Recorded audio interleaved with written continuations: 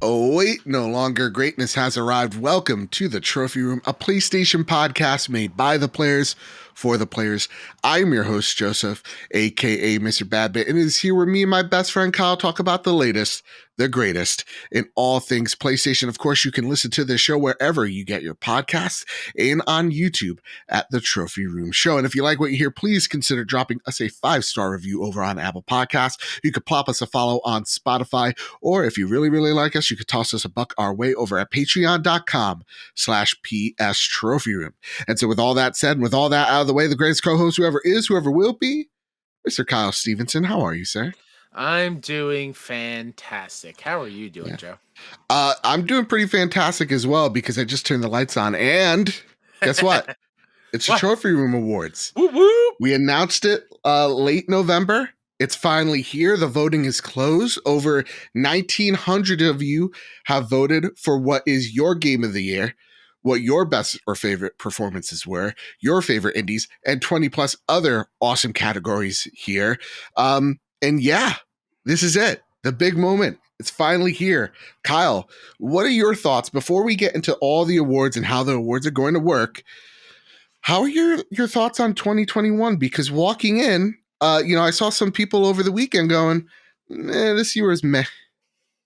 How do you feel about those comments? Those people who say meh, I feel have one or two like franchises that they play nonstop and they don't really branch out from that, because 2021 has been filled with terrific games from January until December. Like, it has been nonstop all throughout the year. 2021's been fantastic. I feel the last 2 years have been probably my favorite too in my years as a video game player. And it looks like there's no end in sight, because 2022 looks like it's going to continue that trend.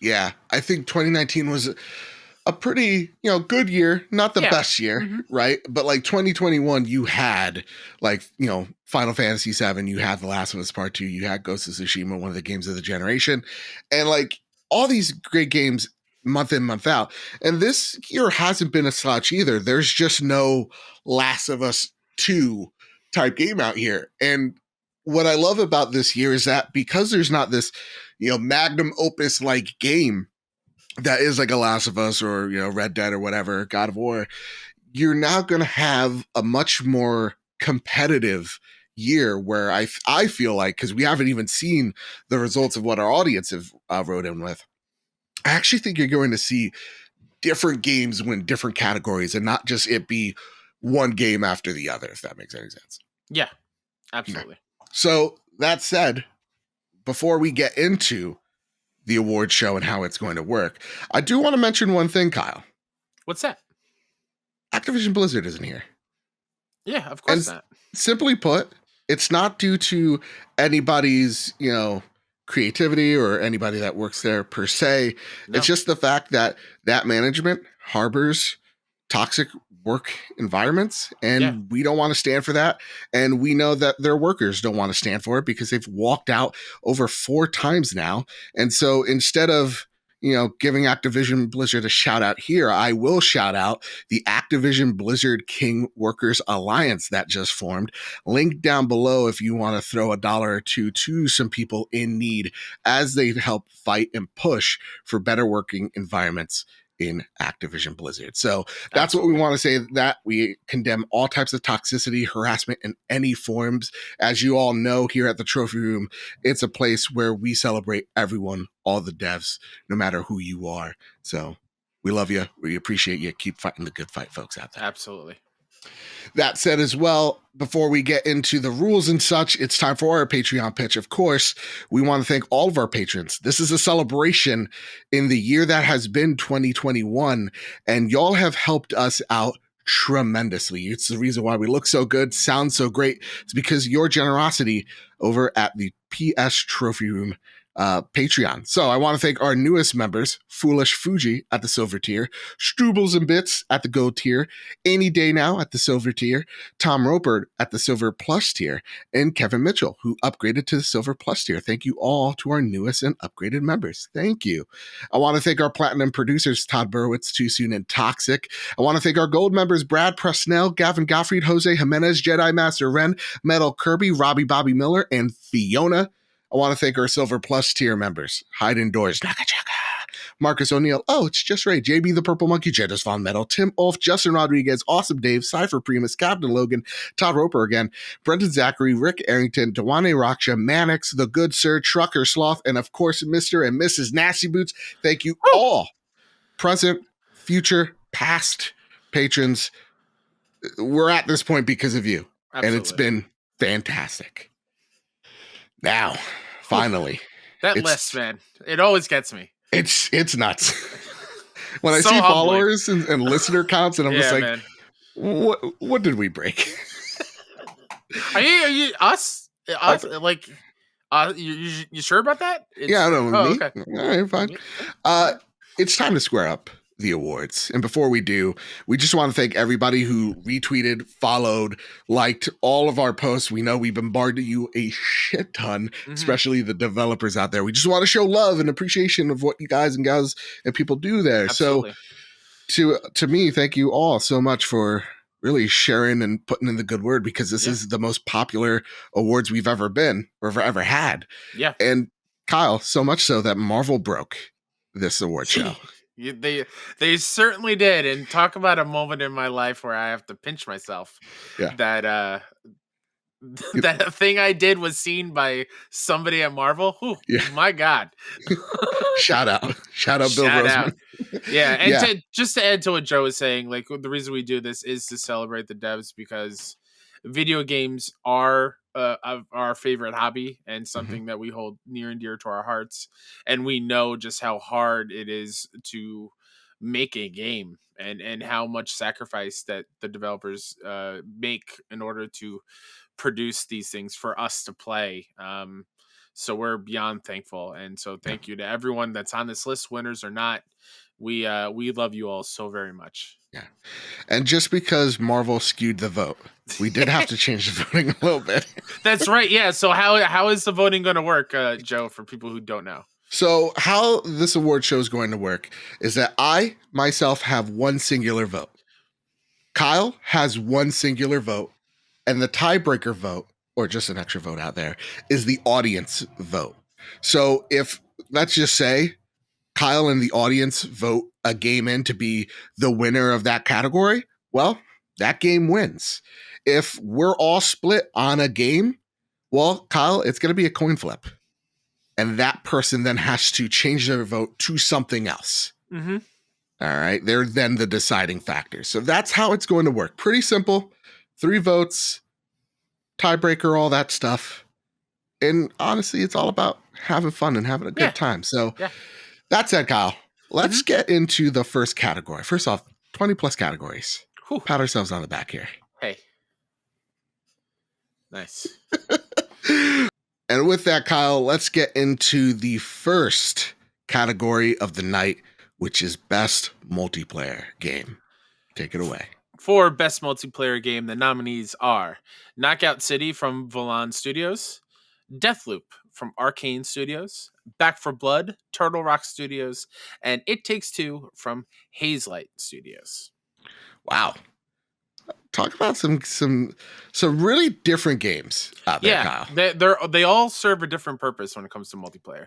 Yeah, and for the most part, a lot of them, like Back for Blood, It Takes Two, not Deathloop, sorry, are cooperative. And then like games like Knockout City as well are like, yeah, they're competitive, but very team-based. Yeah. There's no like traditional like Call of Duty or like Battlefield game up here. And that's what I really like about this multiplayer category. So you're not a big multiplayer guy. I'm not, no. But if there's a game out there that you dig, that you think gets the spotlight, what game do you think should get this win? Yeah, I would give my singular vote to Knockout City. Yeah. That is out of these games the one that I did put the most time into, and I love the game of dodgeball, and to put that into a video game form and have it be as intuitive and fun to play, and curving the ball around obstacles and being able to block and catch, and every time you catch and have a volley, the ball goes faster and faster. Like, it's super super fun. The style is incredible. So yeah, my vote will go to Knockout City. So surprisingly enough, Kyle, Yeah. I would say Knockout City as well. I would. But I'd be remiss if I actually did not give this the Haze Light and It Takes Two.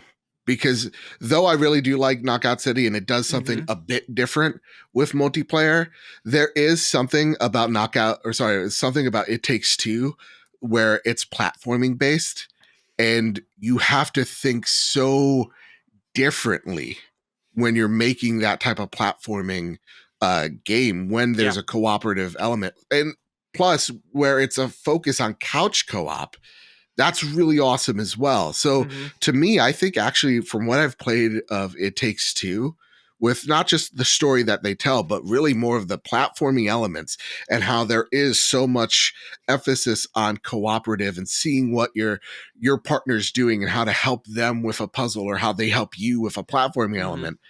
I'd be remiss if I say It Takes Two is probably the most original out of all these Oh yeah, games for sure. and nails its elements extremely well. So Yeah. I think my vote goes with Knockout City. And Sorry, shout out to It Takes Two. and shout out to Hazelight for including a second code, Yeah, because you have to play this co-op, and so if you have a buddy, you could just send the code and buy it one time. Like, yeah, that's super great. That's yeah. awesome. And that said, look at us. We're already split. The first Oh category no. of the night. Oh, audience, what do you got for us? The audience has picked, the audience has chosen, and the winner is Kyle. It Takes Two. Isn't Congratulations. she lovely? Yeah, that's. Are you gonna say that after every winner? I think so. Okay. No, seriously, congratulations. He's like Huge on congrats. the win. Definitely well worth it. All right, Kyle. Yes. Here's one that now another one, but like it's flipped. Uh-oh. Yeah. You know a lot about this. Uh-huh. I don't know anything about this. Mm-hmm. So, best sports game. Take it away, Kyle. The following nominees for best sports game are I'm so nervous. Riders Republic from Ubisoft, MLB The Show 21 from San Diego Studios, Knockout City from Volan Studios, and F1 2021 from Codemasters. Kyle, Joe? I know nothing of sports. Yeah. But technically Knockout City is a sports game because it's dodgeball. Yeah. So I'm 110% going Knockout City here. And that's a wise choice. I'm not going to fault you for that.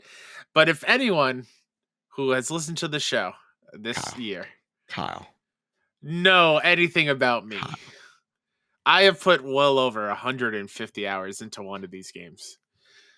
That is MLB The Show 21. MLB The Show, year in and year out, is the best sports game around. The way San Diego Studios nails everything from a baseball fan standpoint, they deserve way more recognition for what they do that they currently receive from Diamond Dynasty, where you can earn packs to get new players for your team in game, and they are readily putting in new cards and new players and events and things to do. I am pretty blown away by this year's offering. It's so much fun. So MLB The Show 21, hands down, is my best sports game of this year. Kyle, this is nuts because the audience has chosen. This is I feel like the one I have the most stakes in. So I have my fingers crossed. The audience has chosen Riders Republic. Whoa! As the best sports game. Okay. Which has me flummoxed. because that to me came out of nowhere. It is a game that's fantastic. It was fun. Yeah, from what I played, it's fantastic. Yeah, don't get me wrong. Yeah. But to think that we are already all split. Oh, no. And here's the kicker. Here's the kicker, Kyle. Yeah. Do you have a coin on you? I don't have a coin. I don't have a coin. Wait, hold on. I might. You're going to make me flip? Yeah, do the flip. I'll be heads. You be or I'll be tails. I will like out of the Sonic group, tails is my favorite. Okay. Oh my god, I'm so nervous. All right, you have the coin on you? I have the coin. Okay, so you're heads, I'm tails. I'm heads. No, you're heads, I'm tails? No, I'm tails, you're heads. Oh god. And I trust you because you're the most truthfulness out there. It is tails. Oh, so okay, so that means MLB The Show. No, that's you. Damn it. Knockout City. All right, that's fine. Hey, Knockout City. No. It's no. If you said tails, tails won. Tails won, so Knockout City. Does that mean I have to choose between Riders Republic and MLB? The voting scandals, trophy rewards, 2021 scandals. I thought you said the flip. Whoever's it gets chosen is the winner of that. You no, that doesn't matter. I would have to change. Okay. I think I would have to change. Yeah, right. So Kyle, it's either Knockout City or Riders Republic. And understand that I really don't have a stake in this. Yeah, no, I get that. I want what you feel is the best. Also, this voting system is immaculate. The best voting system, hands down. Hands down. I know. I spoke very highly of Dodgeball and Knockout City in the last category. Yeah, but I'm a sucker for extreme sports, and I've been missing that genre of video games. So I'm gonna give it to Riders Republic. All right, fair enough. And yeah, the one thing that I've heard so much about Riders Republic is the sense of like, this is the Forza Horizon of extreme sports. And for what I played, that is exactly what it is. All right, there you go. The system isn't broken. Congratulations, Riders. It worked definitely as it should have. All right, now that we've gotten the easy ones out of the way. Yes. It's time for our next category, Kyle. Yeah. Best debut game. I'm going to say this right now. Non-PlayStation first party. Yes. I'm going to say this right now. Go for it. These categories are super tough. Yeah. Very tough to pick. Incredibly competitive. Yeah, so best debut game, non-PlayStation first party, so first appearing on a PlayStation console this year. Mm-hmm. Hades from Supergiant Games, Kena from Bridge of Spirits, Ember Labs, Disco Elysium, The Final Cut from ZA/UM, or Zaum. I'm unsure how they're I think it's Zaum. Zaum. Back for Blood from Turtle Rock Studios, and It Takes Two from Hazelight Studios. Yeah. Kyle, best breakout debut game, non-PlayStation exclusive. Oh man. This to me is a two-headed race. Sure. Never finished Disco Elysium, but appreciate it and want to get back to that game. Absolutely. To me, it's between Hades and Kena. And I think I'm going Hades. How much Hades consumed my life upon release, and finally understanding all the praise that it got last year when it was on previous consoles. Hades and you can say the Nintendo Switch. Don't be afraid of it. Switch, Xbox, the Nintendo Switch can't hurt you here, Kyle. No, I'm not afraid of being hurt. I'm just saying it was everywhere else except for PlayStation. No, PlayStation and Xbox, but it came to Game Pass. Oh. Yeah. Totally fair. I what Supergiant Games did with Hades is like beyond admirable. Every character is unique, and I loved every single one of them, and the way the loop worked, like it was chef's kiss. So my vote goes to Hades. My vote, Kyle, does not go to Hades. Not to say that this game isn't incredible and isn't a masterpiece, because it's all of those things. Absolutely. But when I think of Supergiant Games, they've been in so many places. They've have games like, Pyre and Braid. We've seen them before. We know the caliber of games that they create. Yeah. The reason why I'm going with Kena Bridge of Spirits is this is their first game. And right off the bat, not just debuting first on PlayStation, but just debuting and hitting it so well out of the park. And even on, like, I hate even to say a first attempt because it feels like first attempt means they didn't succeed. They for me hit everything, all my expectations. For me too. Yeah. For me too. Yeah. So, Kena, A Bridge of All Spirits. Right. That's it for me. Kyle, the audience has voted, and the audience has decided definitively. Oh, okay. That the best debut game on PlayStation First Party, Kena, A Bridge of Spirits. Congrats, Ember Labs. Well deserved. Yep. That was the 1B to my 1A. They were so close. So congratulations to Kena. You want to hear something really crazy about this? Because I don't want to do, like, unless they're this close. What is the percentage between the two? Kena wins overwhelmingly with 41% of the vote. Okay. Abe Lincoln style. The second is a tie between It Takes Two with 21.8% and, again, Hades with 21.8%. Very cool. Very nice. Cool. Very cool. Very nice. Kyle, here's a category that we have adopted from last year because everybody knows where DualSense stands. They're the best controller we've ever held. We love them so dearly, and the rumbles and the shakes that put in our hands cannot be replicated. Really quick shout outs to those new colors. We'll talk about them on the proper show soon, but oh boy! I'm choosing purple. So, Kyle, tell us the nominees for Best DualSense adaptation. Sure. Best DualSense adaptation nominees are Returnal from Housemarque, Ratchet and Clank Rift Apart from Insomniac Games, Kena Bridge of Spirits from Ember Labs, and Far Cry 6 from Ubisoft. Wow. Kyle, I've already seen the results, and to be honest... Is it shocking? Shocked. Oh. Shocked at where the audience went with this one. Okay. This is a very close race for me personally. Very close. Man, there's two that just I like to think out loud, so I'm going to think out loud. Please. It's between Returnal and Ratchet. Absolutely.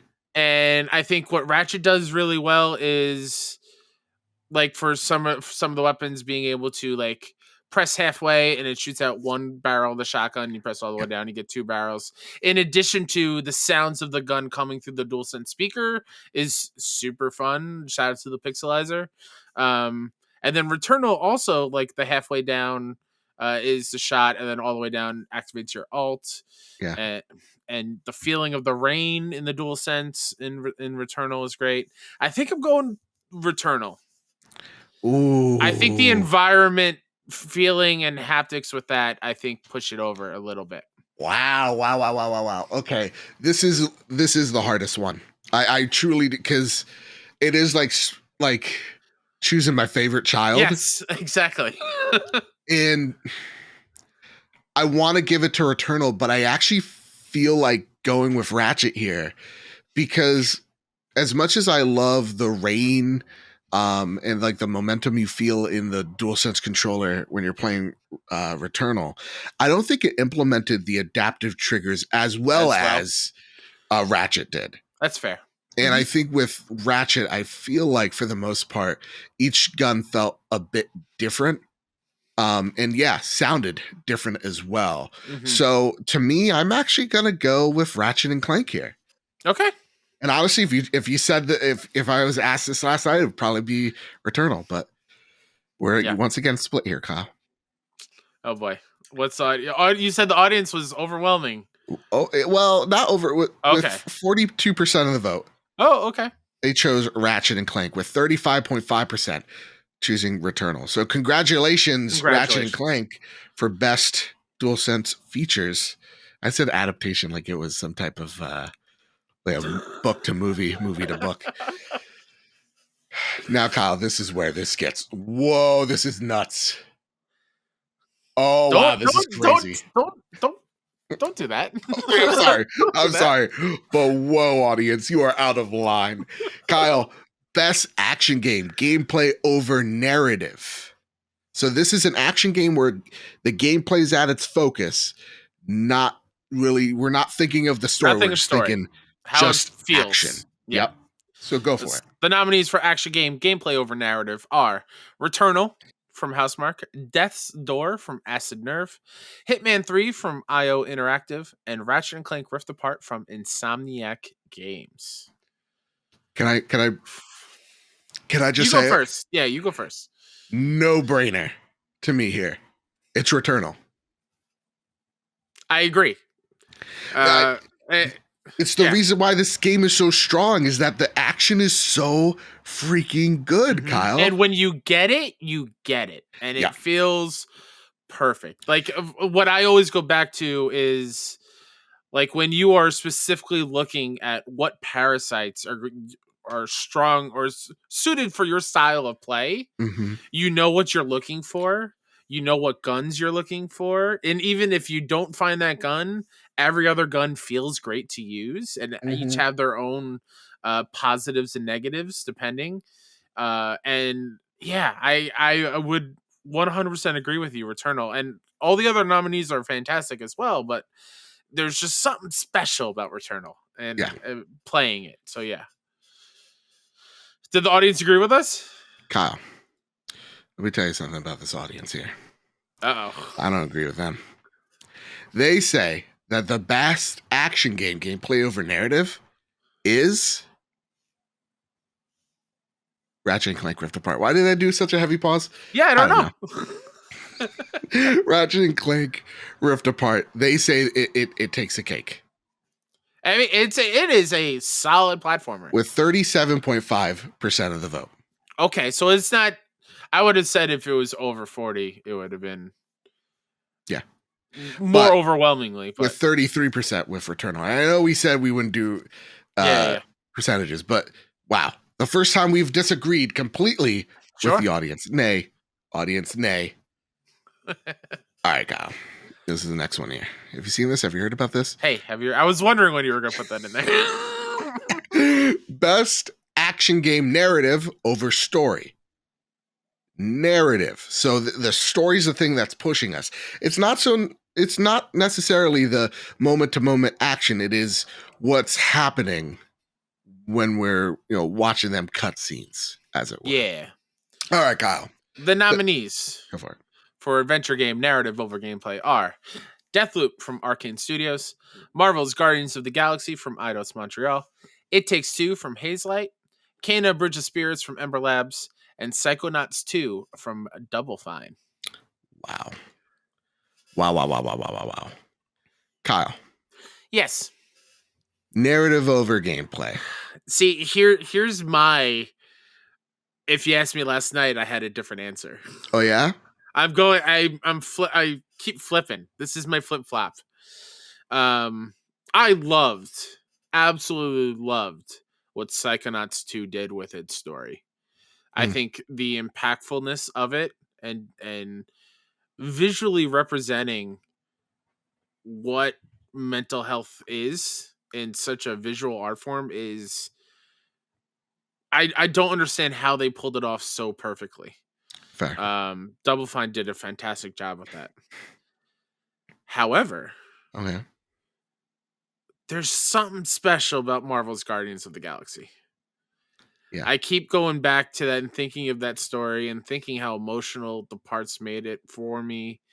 And the performances are so strong in that, which you'll find out later.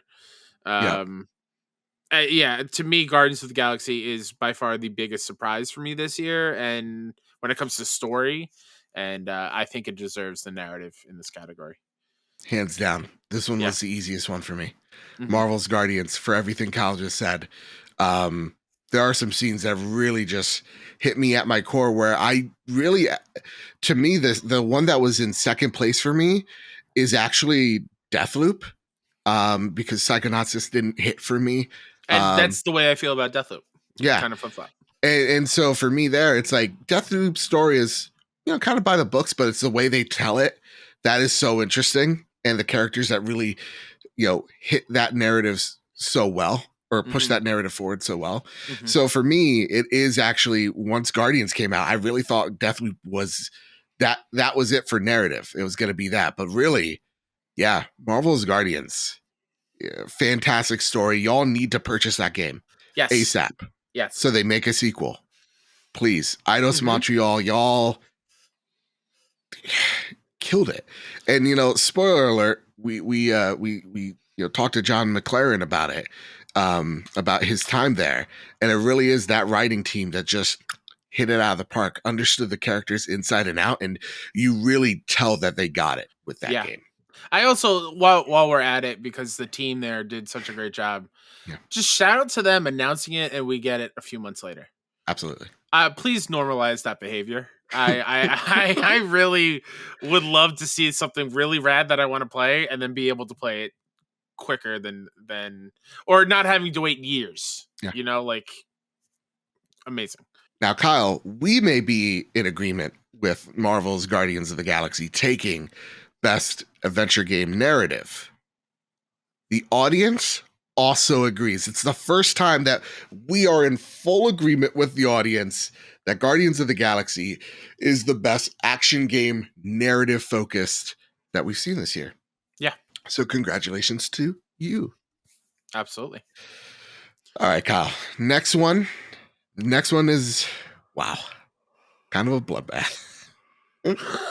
It's the best narrative game. The reason why we chose or split up best action game into two different categories is just to not make this one, Akira looking category, and to give people more spotlight. And so with best narrative game, this is where the narrative is the full focal point, the reason why you're pushing, the thing that is at the center stage.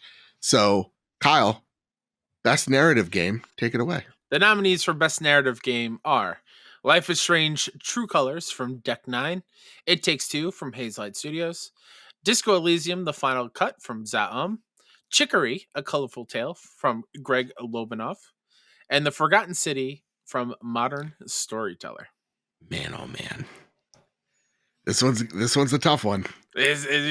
Yeah. There's been so many good story games, Kyle. So many games that, again, that narrative's in the center stage. So, best narrative game. I go straight to you because I honestly can't decide and I need more time. Yeah, so I do want to give my apologies to The Forgotten City. I did not have enough time to dive into that before we chose. I know how great it is from everyone that's spoken about very highly of it, and people that I trust their opinions on, and so that's why it's obviously been nominated. But to me, there was a game that had me thinking about myself and putting myself in those shoes and learning about how to overcome real life struggles akin to what I felt playing a game like Celeste. And that is Chicory, A Colorful Tale. That game, it has so much heart in it and deals with real life struggles that we all go through, especially within what we've all gone through the last 2 years with the global condition. It is it's super powerful, and it is, above all else, it is a tale about finding yourself. And it's super special. More people need to play Chicory. And Chicory is my vote. Fair enough. But you're wrong. Fine, me, Joe. Where narrative is just like, that's king, that's the truth, gameplay elements and choices that you're making. Life is Strange True Colors is fantastic. And I think in just a pure story element, what it's done in its first 2 chapters has done more for me for any of these games that we're talking about. And as a fan of that franchise, definitely take some cliches or some things that we were expecting from that series to take and completely turn it on its head. Where also the characters are so freaking well written. Like Deck 9, y'all be proud of yourselves because you absolutely crushed it, I feel like. And to me, where I don't know if it's my favorite Life is Strange yet, it's easy to me to say that this game is it. So it's Life is Strange for me. But the audience had a different idea. I'm sure they did. They chose It Takes Two. Oh boy. 42% It Takes Two. 31% Life is Strange. Kyle, get the coin out. We need this. I got the coin. So your tails, I'm heads. Yeah. Okay. So whatever we chose last time is the same thing here. Right. All right, here we go. It's tails again. Oh my god! Wow! Why do you make me kill my own favorite things? Oh, it's not me. It's luck. Blame again. luck. The universe really hates the Stevensons. I'm just gonna say that. Oh man, really has it out for you, man. This whole cosmos. It Takes Two or Life is Strange. 2 games. You're like, eh. 2 games I have not played. That's right. Oh, so you have to decide. There's a flaw in our system. No, there's not. It's immaculate. It's immaculate. So you want to take advice from your good friend Joe? You want to go with the audience? From everything I've heard about both of these games, there is one that speaks to me more than the other, and that is Life is Strange: True Colors. Wow. Here I thought you were going to spite me a little bit. Nope. Not at all. I don't do that. I'm not Mr. Badbit. I don't do those kind of things. You're right. All right, Kyle. So Life is Strange is one. Congratulations Deck 9 team. Well deserved. That coin flip. Oof. What a system we got. I need a new coin. What were you working with? A nickel, a dime? A quarter. Oh, no, that's Old Faithful. You can't go anywhere. It's the best. I have a different quarter. All right, fair enough. What year? Oh, I don't know. Well, it matters because then the zinc to, It's a newer quarter. Yeah, it's definitely zinc. It's bullshit coin. 2015. All right, so if you know. If Kyle wins, it's bullshit because it's a lot of zinc in there. Best platformer, Kyle. The nominees, take it away. Best platformer nominees are Ratchet & Clank Rift Apart, Insomniac Games, Psychonauts 2, Double Fine, It Takes Two from Hazelight Studios, and Kena Bridge of Spirits from Ember Labs. Woo-wee. Woo-wee. Kyle. Am I going first? What a list. Go for it. What a list. Yeah. All masters of their craft, which is, some of you be like, hey, slow down there with Ember Labs. But seriously, for a first game, they knocked that out of the park. Yeah. I'm going Ratchet & Clank Rift Apart. That's, to me, the clear choice here. As much as I loved Psychonauts 2 and Kena, Ratchet just, I think I compare it to like home cooking. Something that I just love, and it hits the right spot, and that's what Ratchet & Clank Rift Apart did for me this year, and that's why I'm voting for that game. I too am voting for Ratchet & Clank. Because I know people are going to yell at me. They're like, Joe, why not Psychonauts 2? I loved Psychonauts 2. But to me, they're platforming elements. But to me, man, just let me play it. Sure. That was my one issue with it. I felt like it always had something to say. That's why it's such a strong narrative. And I never got enough time behind the sticks, as it were. And it also at times felt just a little bit, I know what I'm going to get here.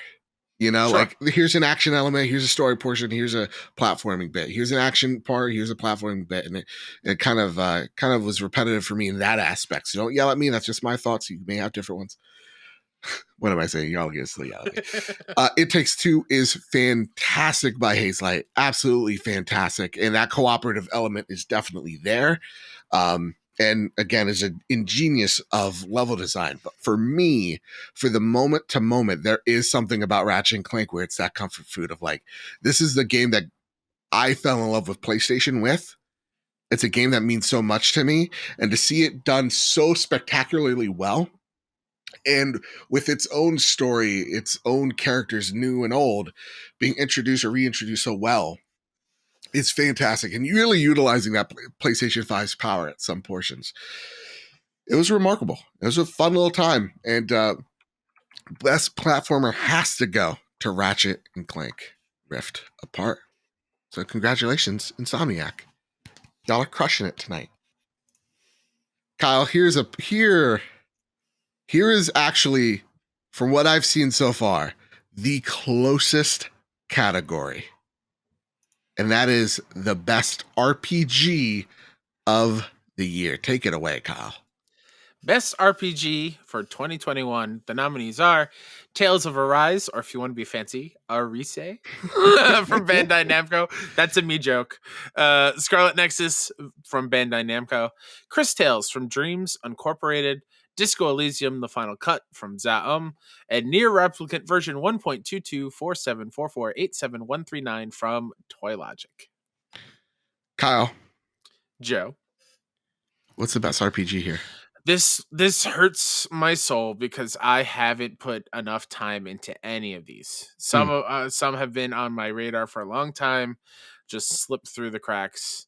So if I'm based on what I played Disco for more than any of the other ones, so I'm going to vote it on that. I'll vote Disco Elysium.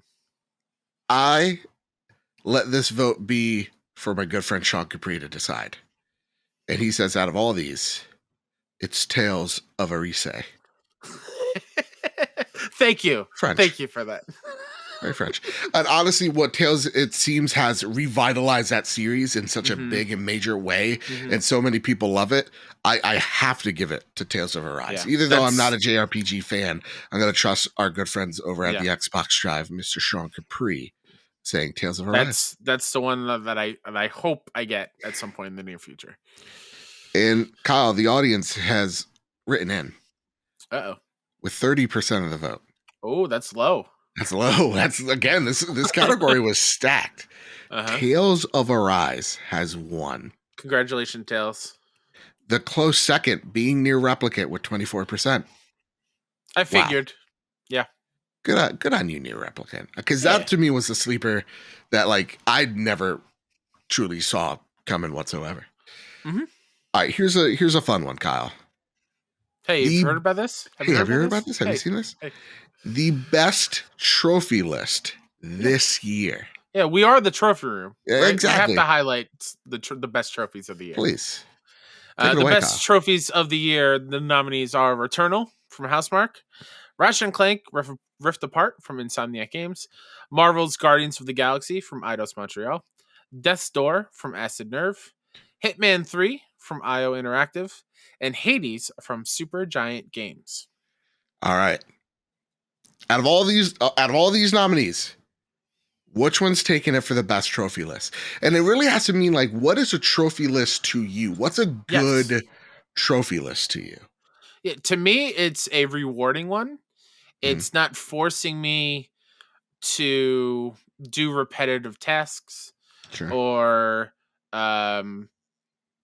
restart the entire game. Let me take that back. Like either do like a full second playthrough or do non-fun things. Right? That aren't like core to the game itself.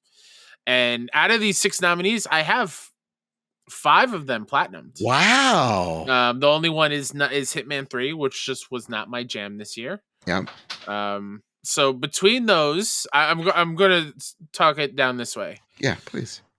I think we both can say, while the Returnal list is fantastic, that grind was way too much, and that soured me a little bit on that experience, having to find the last little the glyphs. It took way too long, and it was very frustrating.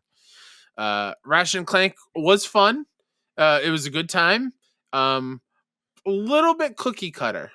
Okay. To like similar to other games of the same. Marvel's, again, great list. Did not like the fact that if you missed a collectible, you can't just replay the chapter. You would have to play from that point forward. So basically like a full replay of that game. Death's Door had a specific trophy where you had to beat it using only the umbrella. You could do that in one playthrough.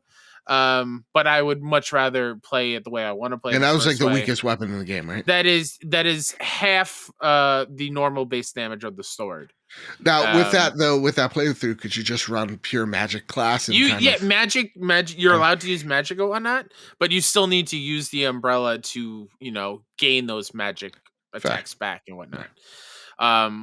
And which comes to the last one, Hades, which is my pick, because Yes, and which is why I walk back the repetitive thing, because yes, you do have to play a lot of loops of Hades to max out relationships. But the story, you're uncovering more of the story each time. It's not like you are doing and getting the same lines of dialogue and it's become boring. You are learning something new every single time and unlocking these trinkets that do different things for you in the game, which was super, super fun, like trying to test them all out. So Hades is my vote for best trophy list. I actually, out of all these trophy lists, probably hate Hades the most. That's fair.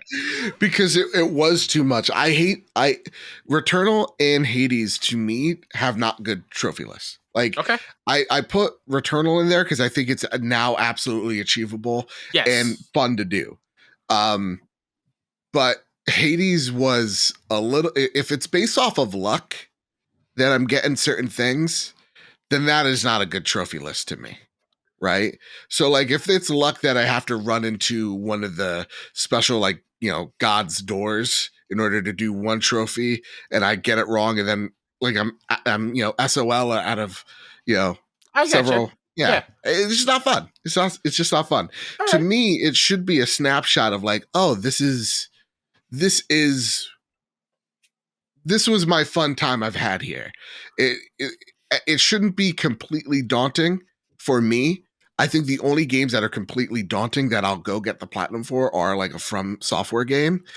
But to me, it should really be like, I really enjoyed this game. The platinum's achievable, and it's not making me do an excessive grind to get those things. Mm-hmm. And so for me, I would have given it to Guardians of the Galaxy here, but I'm actually giving it to Ratchet and Clank because it's a fun and achievable trophy that I don't have to, unlike Guardians, which is also a very achievable platinum. One that's annoying because if you miss something, you can't just go into mission select and get that thing. You have to start the whole game over again. And that grind was a bit much for me. So to me, I'm choosing Ratchet and Clank for the best trophy list. But this is where the Marvel fans came in. They said Guardians of the Galaxy, which means we're once again split for the third time tonight. All right, 2015 quarter. All right. Don't let me down. Let's see.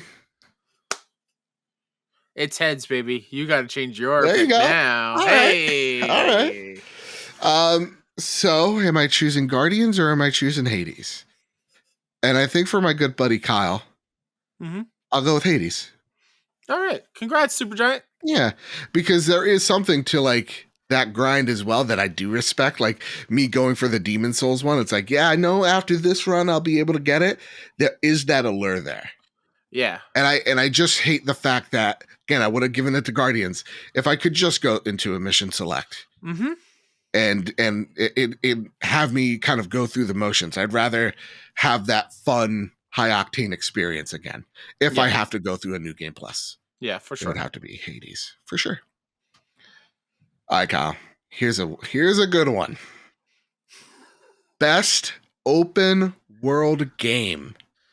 Whew. Take it away. What are the nominees here, Kyle? Best open world game. The nominees are Biomutant from Experiment 101, Far Cry 6 from Ubisoft, Riders Republic from Ubisoft, Lost Judgment from Ryuga Gotoku Studio, and The Forgotten City from Modern Storyteller. Kyle. Yeah. Out of all these games, which one are you going with? I don't know yet. So would you like to throw your vote out? I will. I mean, I could, but I will say one that I'm not considering. Okay. And while there is one I put a ton of hours into it, sure, that is the same one where I'm like, I have fatigue from it, and that's Far Cry 6. I think that world is too big and a little repetitive with the tasks. Oh wow! It is like I am getting that Ubisoft fatigue when it comes to open world design a little bit.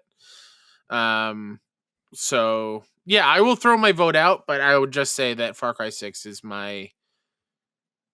the most disappointed I was in an open world. How about you tell that to the goddamn audience, Kyle? Because they chose overwhelmingly Far Cry 6. I mean, that's fair. It's fine. I'm going with them on it because I get it. Okay. It's big.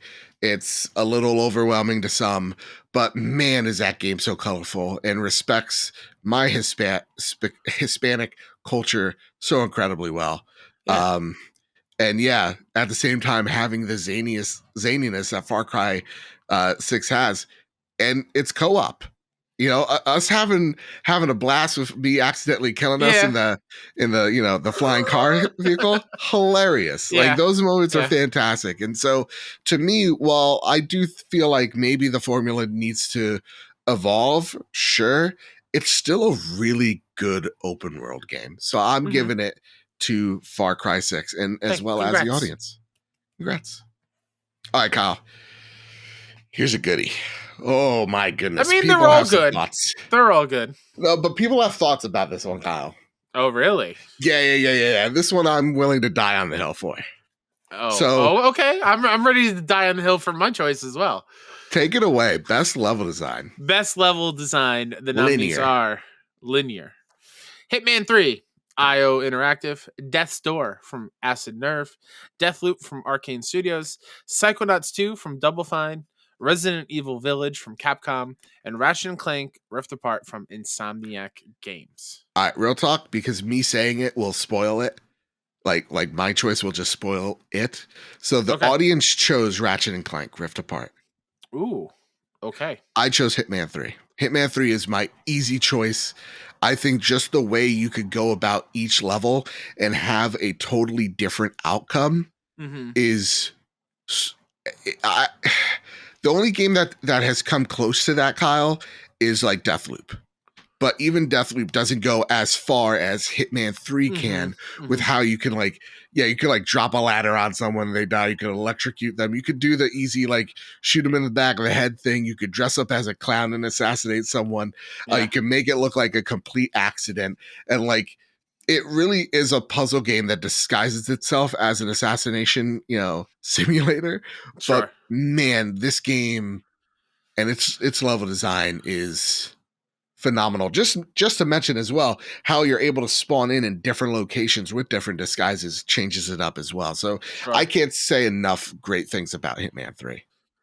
Well, I already have the quarter out because they're going to need it. You're a real son of a gun. All right. What Double Fine did with Psychonauts 2 as far as its level design and tying it to the narrative is something that I am so impressed by. Yeah. Like to have each level deal with the mental struggles of these characters or the minds of these characters. It really puts you in their shoes, and the art department and the way the levels are created and the way you traverse each level is different. Is second to none. So my vote is for Psychonauts 2. I can't argue that. How they visualize and manifest it's abstract things in your head is even like the hub open world, like the hub where you can go in different directions is unique enough, and things to do in there is really fun as well. Fair enough. Get the coin out. Break my heart, you son of a bitch. Well, I'm gonna break my own heart because it's Tails. Wow. I was really Kyle. This is the one I cared the most about. I'll be real. I'm like, I care for it. Therefore, I'm not going to get it. Yeah. So it's either Hitman or Ratchet, correct? Yes. One, oh man, my vote's gonna go to one that has a long history in the games industry, well-beloved franchise across many different generations of consoles. That's why I'm saying it like this. But there is one that gives you the freedom to play as you want to play. And my vote is going to Hitman 3 because it is beyond impressive what IO Interactive can do with that kind of premise. It is, even though it's not my jam and I'm a bit overwhelmed by it, I so appreciate just how much detail and thought process has gone through with those games. And 3 nailed that out of the park, I think. Ooh-wee. All right. Wow. All right, Hitman 3. You did it. You did it, When kid. can I start the hashtag not my trophy rewards? Can I say that now? Soon. All right, here goes the best shooter category. This one's an easy one. This one, I just say the nominees. Sure, Just the nominees are Returnal from Housemarque, Back 4 Blood from Turtle Rock Studios, Far Cry 6 from Ubisoft, and Battlefield 2042 from DICE. On three, you ready, Joe? 1, 2, 3. Returnal. I didn't even have enough time to transition. Returnal. Yeah, it's Returnal. We both love this game. The guns all feel fantastic. Yeah. In addition to the dashing between the bullet hell and the enemy projectiles and whatnot, it's so much fun. So much fun. So Difficult, much fun. yes. Difficult, yes. But fun. Yeah. Oh my God. So good. 52% of the vote went to Returnal. It was not even close. Hell yeah. Clean sweep. Clean gosh dang sweep. Whew, Housemarque, you're nailing it. Yeah. Now let's get into best remake / remaster. It's becoming the norm. It's becoming the norm. We're getting a lot of them, which I'm okay with. Yep. Some people aren't, but sorry. Yep. The nominees are Death Stranding Director's Cut from Kojima Productions, Ghost of Tsushima Director's Cut from Sucker Punch Productions, Mass Effect Legendary Collection from BioWare, Nier Replicant version 1.2247448713 from Toy Logic, and Disco Elysium, the final cut from Zaum. Wow. 3 of those games on the list came out last year. Or sorry, 2 games came out last year. 1 came out 2 years ago.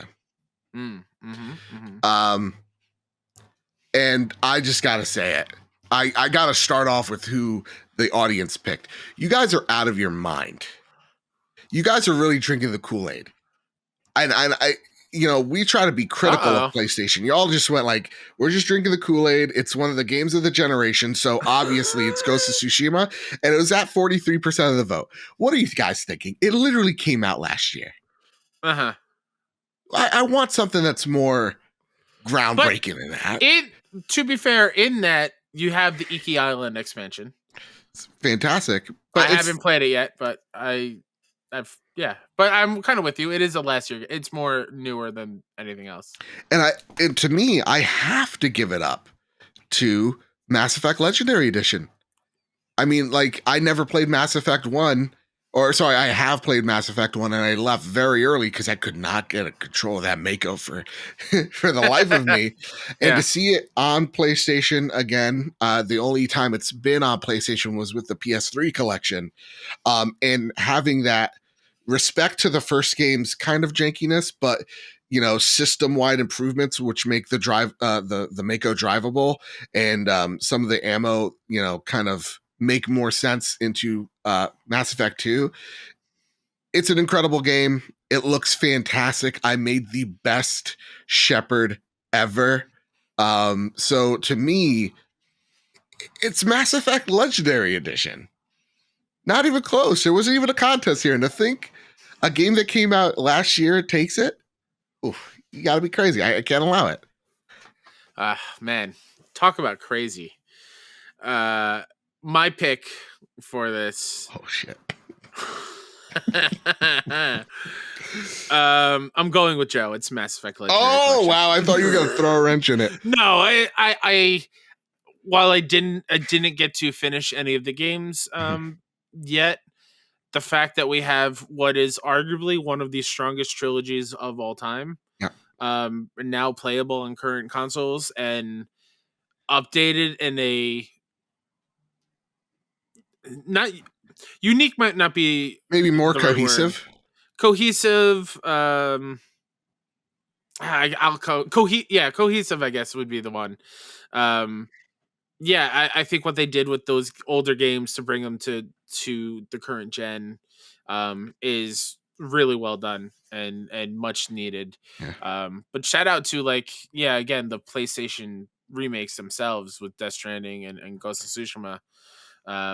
Both, fantastic, and I can't wait to actually experience those over the holidays. But yeah, what EA did in BioWare with Mass Effect is perfect.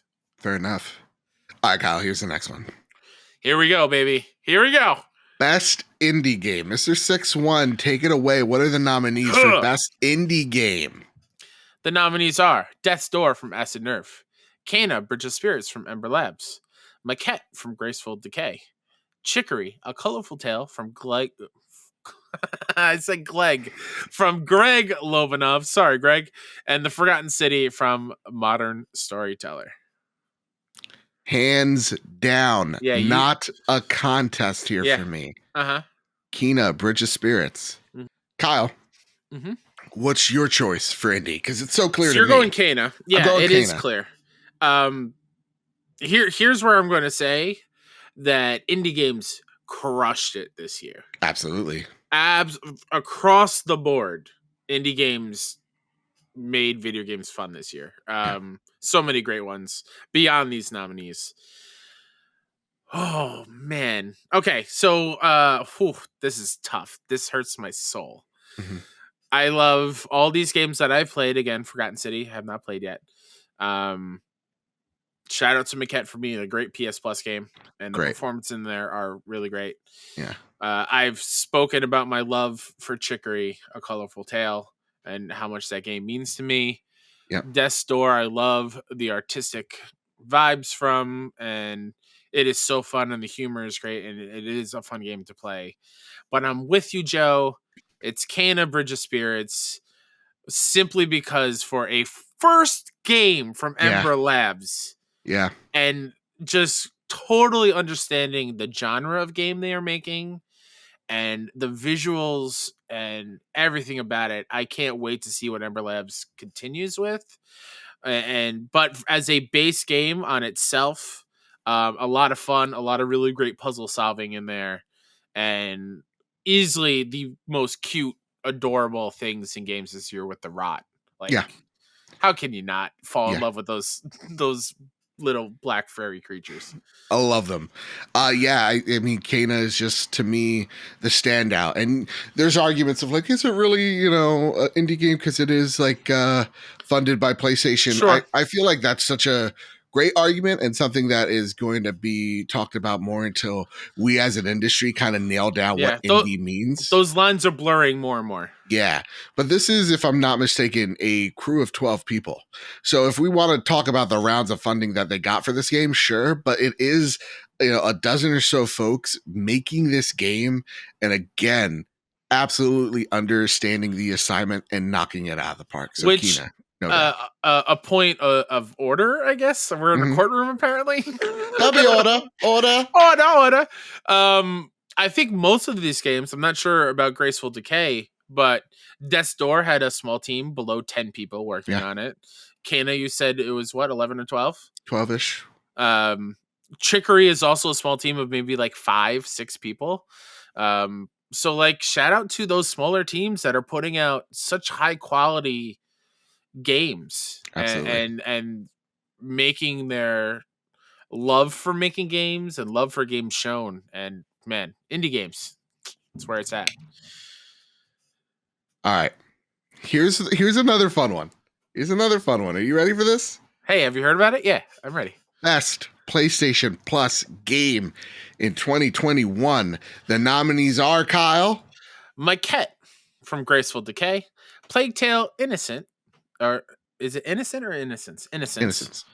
From Asobo Studios, Final Fantasy VII Remake from Square Enix, Control Ultimate Edition from Remedy, Knockout City from Volan Studios, and Oddworld Soulstorm from Oddworld Inhabitants. Kyle. Joe.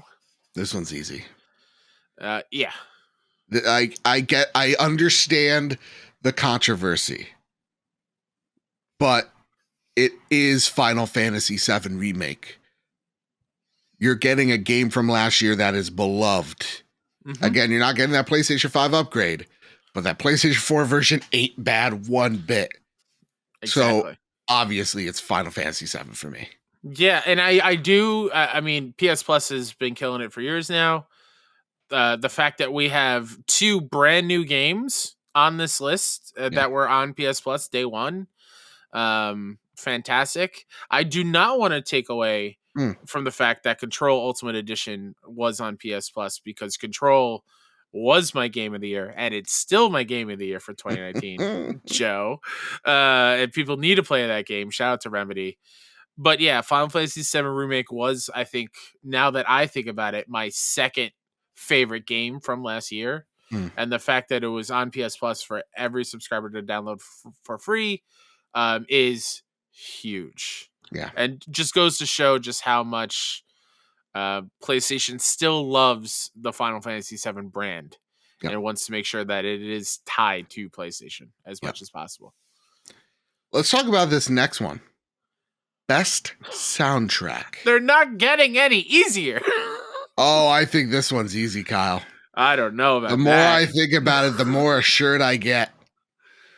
Oh boy, best soundtrack. The nominees are Deathloop from Arcane Studios, Returnal from Housemarque, Near Replicant version 1.224744871139 from Toy Logic, Life is Strange, True Colors from Deck 9, and Marvel's Guardians of the Galaxy from Eidos Montreal.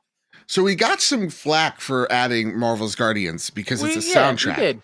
But they also have their own original music in there. They sure do. Not a full 80s rock band record is in there. Exactly. Full 80s rock band cover, rock band in there. Original music, yeah. Original music and their own orchestral music on top of that. And the fact that these songs, even if it's just like, oh, it's just a playlist, they go hand in hand perfectly with Guardians of the Galaxy, makes it easy for me to say that Guardians of the Galaxy is the best soundtrack of this year. And I am going to agree with you. That is where my vote goes. Okay. But whenever I think of Returnal and think about how the music makes me feel and get goosebumps whenever I think about the organ playing during the third biome, which was the hot word of 2021. We should have added that as a goddamn category. Hottest game industry term next year. That's what it is. Term of the year. Term of the year. The way that made me feel, I think the Deathloop score is fantastic. But yeah, the way that not only the original music hits so well in Guardians, but the way that the licensed music hits and the way it hits with like the team huddles. Yeah. Of like, hey, come on, everybody. And then you get a boost of music to fuel the gameplay sections is fantastic. So Guardians is my choice. All right. Now this one's actually the closest category we've ever seen. Oh no. I'm not joking you, Kyle. It took it by like 4%. Wow. Margin of error. I feel like I know where it is. Best sound design. Not soundtrack, just the beeps and the boops, the pew, pew, beeps and the boops. The I'm an ocean. I'm an ocean. The coffee is struck. The nominees for Best Sound Design go to Resident Evil Village from Capcom, Returnal from Housemarque, Ratchet and Clank Rift Apart from Insomniac Games, and Deathloop from Arcane Studios. Wow. What a list. And again, what a bloodbath. When I tell you the top 3, it's going to make your goddamn head spin. Kyle, if you had to choose. I don't know. Can I say it? Yeah, go. Yes, please. It is hard between Resident Evil Village. Why'd you say hard like that? So hard. It was sultry. I don't understand. Well, I just want people to, That's fair. Understand how hard it is. That's fair. I'm a child.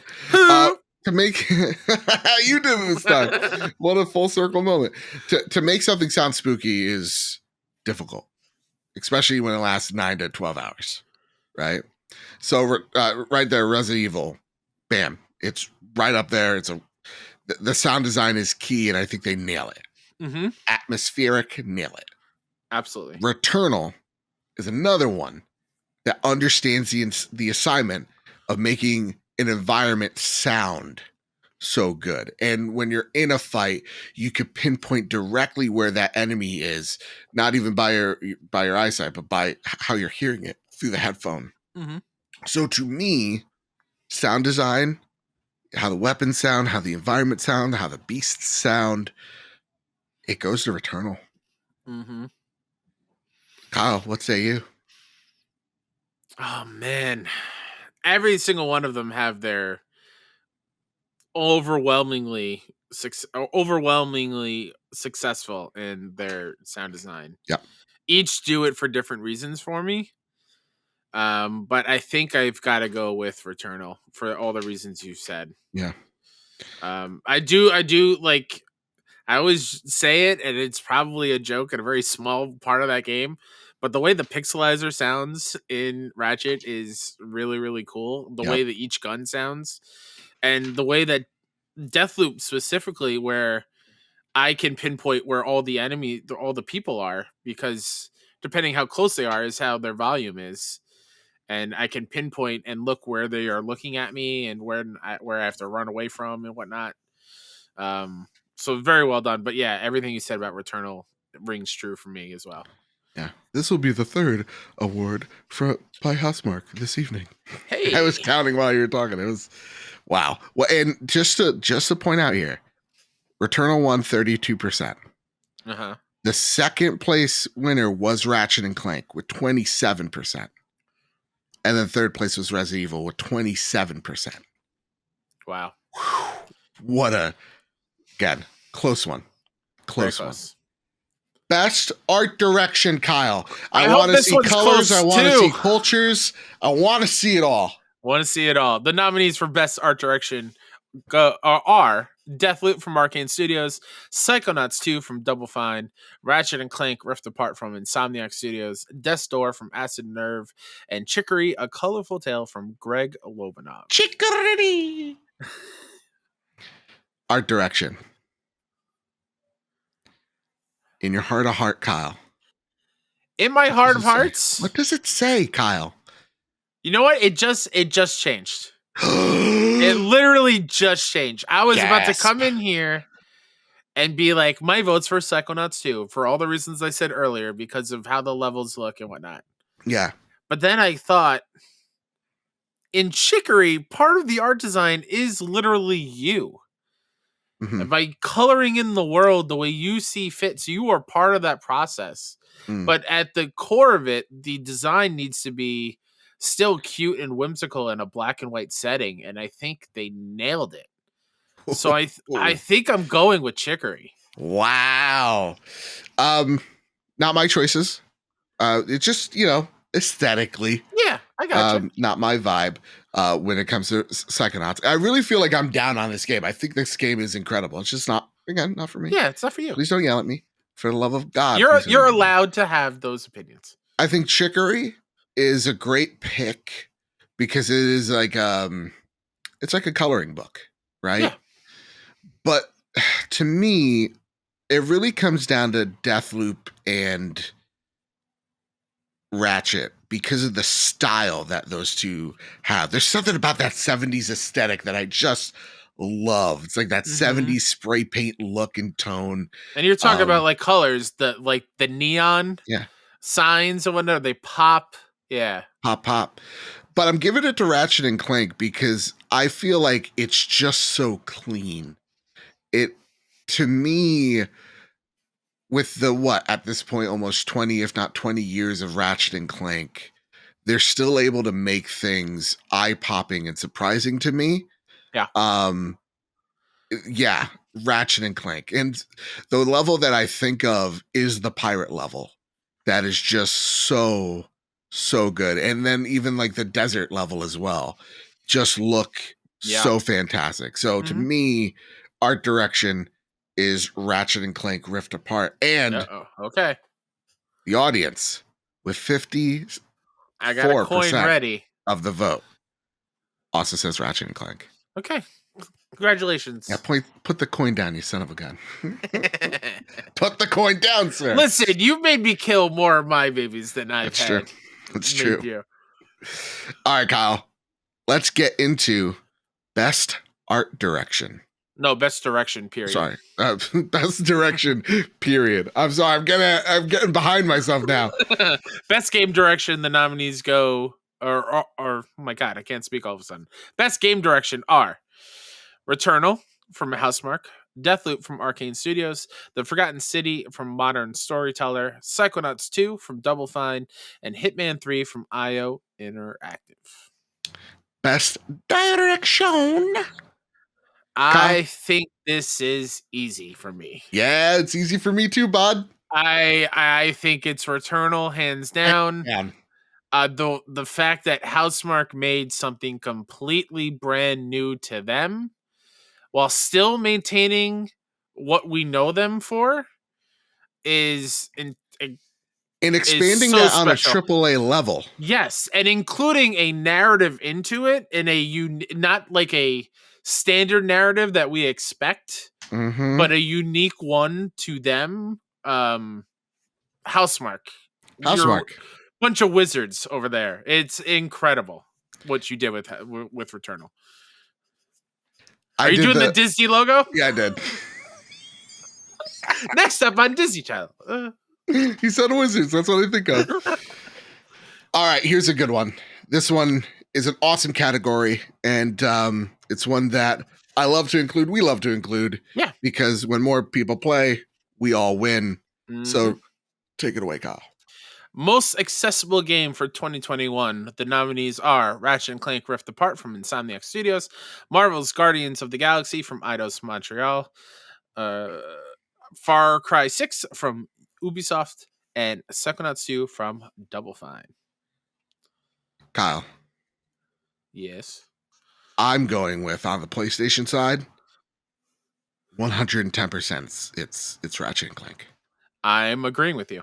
It's definitely Ratchet. Just breaking it down to the literal nuts and bolts. Sorry for the cliche.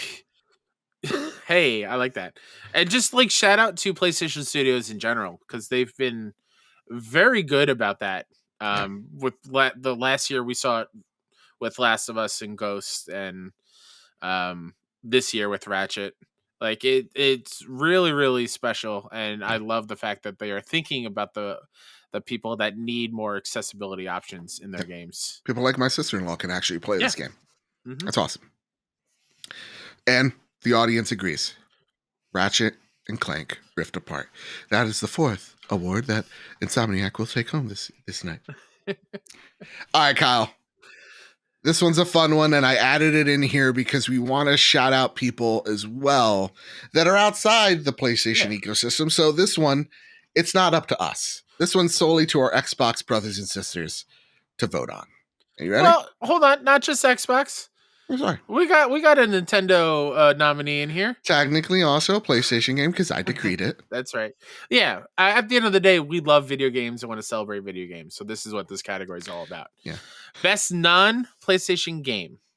The nominees are Forza Horizon 5. The developers aren't on here. I'm trying to remember who. Playground. Thank you. Halo Infinite from 343 Industries. Metroid Dread from Mercury Steam. Thank you. And Age of Empires 4. I'm just going to say Age of Empires. I will look that up because I want to make sure. Because Joseph fumbled the ball here. This is where Joseph fumbled. That's totally fine. That's totally fine. I should have caught it as well. Designed by James Agai. Kyle, and the winner is... Relic Entertainment. There it is. God damn it. How did I not say no Relic? The people that just make some of your favorite strategy games? I totally blanked. Jesus, I'm so dumb. I apologize, Relic. Your studio is incredible. Kyle?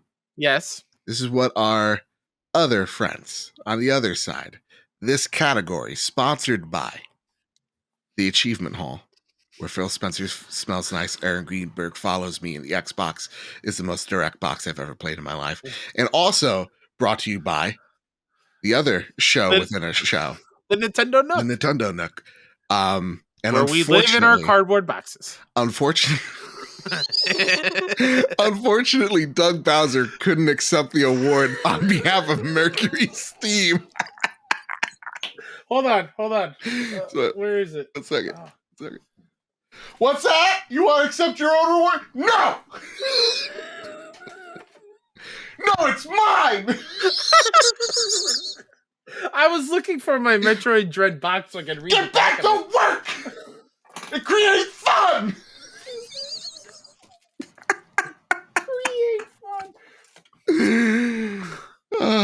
Face Face your fears. Expand your arsenal to explore the twisting caverns of the.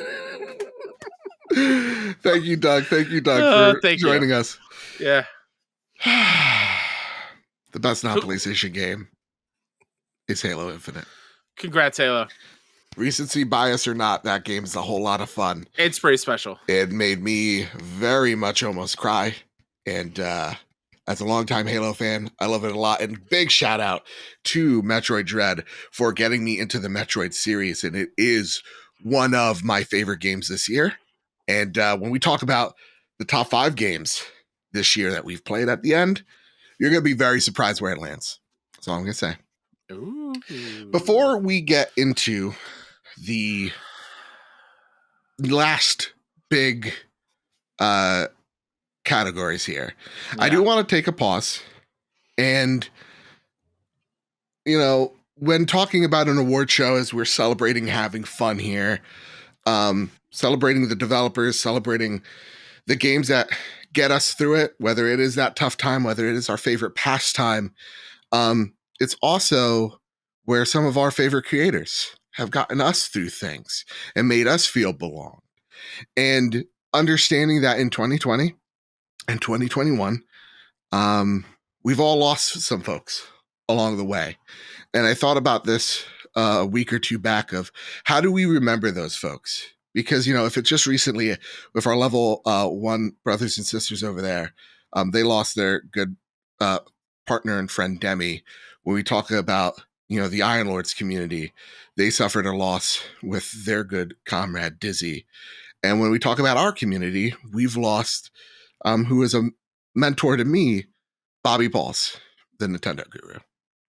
And I thought, what better way than to shout out a few people that are, to me and to Kyle, some of the best and the brightest, and that remind us of Bobby and people like him in either a lot of aspects, 1 or 2 aspects, or just a way to honor his memory. So this year we made the Bobby Pauls Awards to honor our good friend and our comrade, and know that next year's awards, we're going to expand this in a bigger and better way as well. So this is the foundation to what I think is going to be some of the best awards that we can give out this year.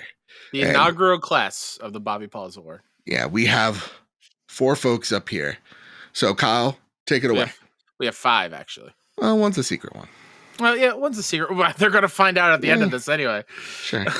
The first recipient of the Bobby Pauls Award goes to our good friend of the show, Joseph Yaden. Joseph is one of the best writers in the games industry, whether it's his work with Inverse Digital Trends, VGC News, Fanbyte, Games Radar, GamesDaily.biz, IGN, Digital Trends, and so much more. His work ethic and knowledge on games is second to none. Joseph is a beyond kind, supportive, and loving individual, and his passion for writing about games is felt through his articles. Joseph was an easy choice to be one of the inaugural class members of the Bobby Pauls Award. Yeah. How many times have we stolen his articles and given him attribution to it, right? Yeah. One of the best writers in the industry, and he was so gracious enough to be on our show as a guest. Always super kind. When we ran into him at PAX East, just willing to chat and learn from him in any way we can. Yeah. Joseph's one of the good ones. Yeah, he puts out that positivity and is one of our biggest backers, and I don't know where we'd be without him. Yep. The next person on that's receiving the Bobby Pauls Awards tonight is our good friend and also guest this year, Jessica Howard. Who is now one of the new editors at GameSpot. And I wanted to shout her out, not only because she is literally one of the brightest minds in this industry. She put what she's able to put out on, like, let's just say the tiny platform that is, you know, Twitter, and 280 characters is just incredible of how clear and concise of a point that she's able to make and articulate with such little word count is so impressive. And not only does she deserve to be where she is, I only know she's only going to go even higher than that. And she, to me, is one of the bravest folks out there because she's not afraid to speak her mind, and she will say what needs to be said, whether it's in the popular discourse or whether it's not. And so, when I saw her speak truth to power a few weeks ago, I was absolutely inspired, and just inspired by that brain of hers, because damn it, is she really, when you think about the people, when you're talking to them, then you're like, oh, they're on another level. Yeah. She's on that other level. Yeah, I admire her a great deal. And shout out to Jess and all her work that she did with Uppercut and their inclusive nature, and making sure that all voices are heard from a wider range of backgrounds. And I've spoken about this about Jess before in the past, but her openness with talking about mental health has helped me a great deal, and I know it's helped others. So, Yeah. Shout out to you, Jess. Yep. The next person on the list is? The next member of the inaugural class of the Bobby Pauls Award goes to Odell Harmon Jr. Another fantastic writer and podcast host, Odell is the definition of drive, passion, and carving his own path into the industry. Previously working with Game Informer, GameSpot, and the Game Fanatics, currently PR with Stride PR and podcast host of the Full Circle podcast, Odell makes his passion shown in everything he does. It is so easy to fall even more in love with games while listening to Odell write and speak about them. He's the definition of perseverance and refusing to let anything get between himself and his dreams. I'm honored to include Odell in the awards this year. Just seeing him and his long history of work and him refusing to let things get in his way to achieve his dreams is like, I have that like on a dream board. If I had a dream board, I would have Odell's rise to power. You know what I mean? Yeah. Just because like his dedication, his love for it. And I love going back and watching like old videos from past events and seeing a young Odell in there. I'm like, oh my God, there's Odell. And then he pops up another one. So like he's not lying when he's been in this thing for like 10 years already. Yeah. Like he's been grinding so hard, and I'm so happy he's got a gig now within the industry and living his dream. Some of the deepest conversations I've had is with Odell this year. Odell's fantastic. And I love how blunt that man is. Yes. And yeah, in terms of perseverance, that man is the definition of. Yes, absolutely. Deserves to be up there. My next inaugural class is the person that I literally made this awards for. No joke. When I think of Bobby, I think of a person that did not care what your sub count was, did not care, who you are, what you're about, what your ideology is, what your background is, what you look like, who you pray to, all that stuff. Just wanted to talk about games, because in a culture that we've been more divided than ever, there's one thing that could bring us together and start having and bridging into more deeper conversations. That's the love of games, right? And so to me, it makes total sense to have Lord Cognito over at the Iron Lords be along the inaugural class of, Bobby Paul Award winners. This man is all about the community and having deep conversations about video games, the things that we love. And whether it's talking to Microsoft execs one week and then talking to indie podcasters the next, this man will treat you as an equal and literally take everything you say to heart and to mind. It makes perfect sense to see where he is right now. This man has grinded more than most, and man, creating a successful site is hard. Creating a successful podcast is difficult. Being really great at both of those things, monumental task. Lord Cognito takes it all the way. It is. If you have the opportunity and are lucky enough to sit down and just chat with Lord Cognito, not even do a podcast, just talk with him either in person or whatnot, it is impossible for you to not walk away hyped up and feeling great, because he is so supportive and loving and does the little things to make you feel loved. It's awesome. Yeah. All right, now this is the one that will make me cry. I'm tearing up talking about all these people. So yeah, go for it. It's allowed. So Cry counter. 1 and 2. Let's do this. The last award winner of the Bobby Pauls Awards, as we've let everybody but this one person know that they are being highlighted tonight, is my good friend, my brother, Mr. Sean Capri. I cannot imagine losing Kyle. One of my worst fears. Can't imagine losing my best friend Amy. Could not. Sean lost a brother with Bobby, and if that was me, I don't know how I'd pick up the pieces.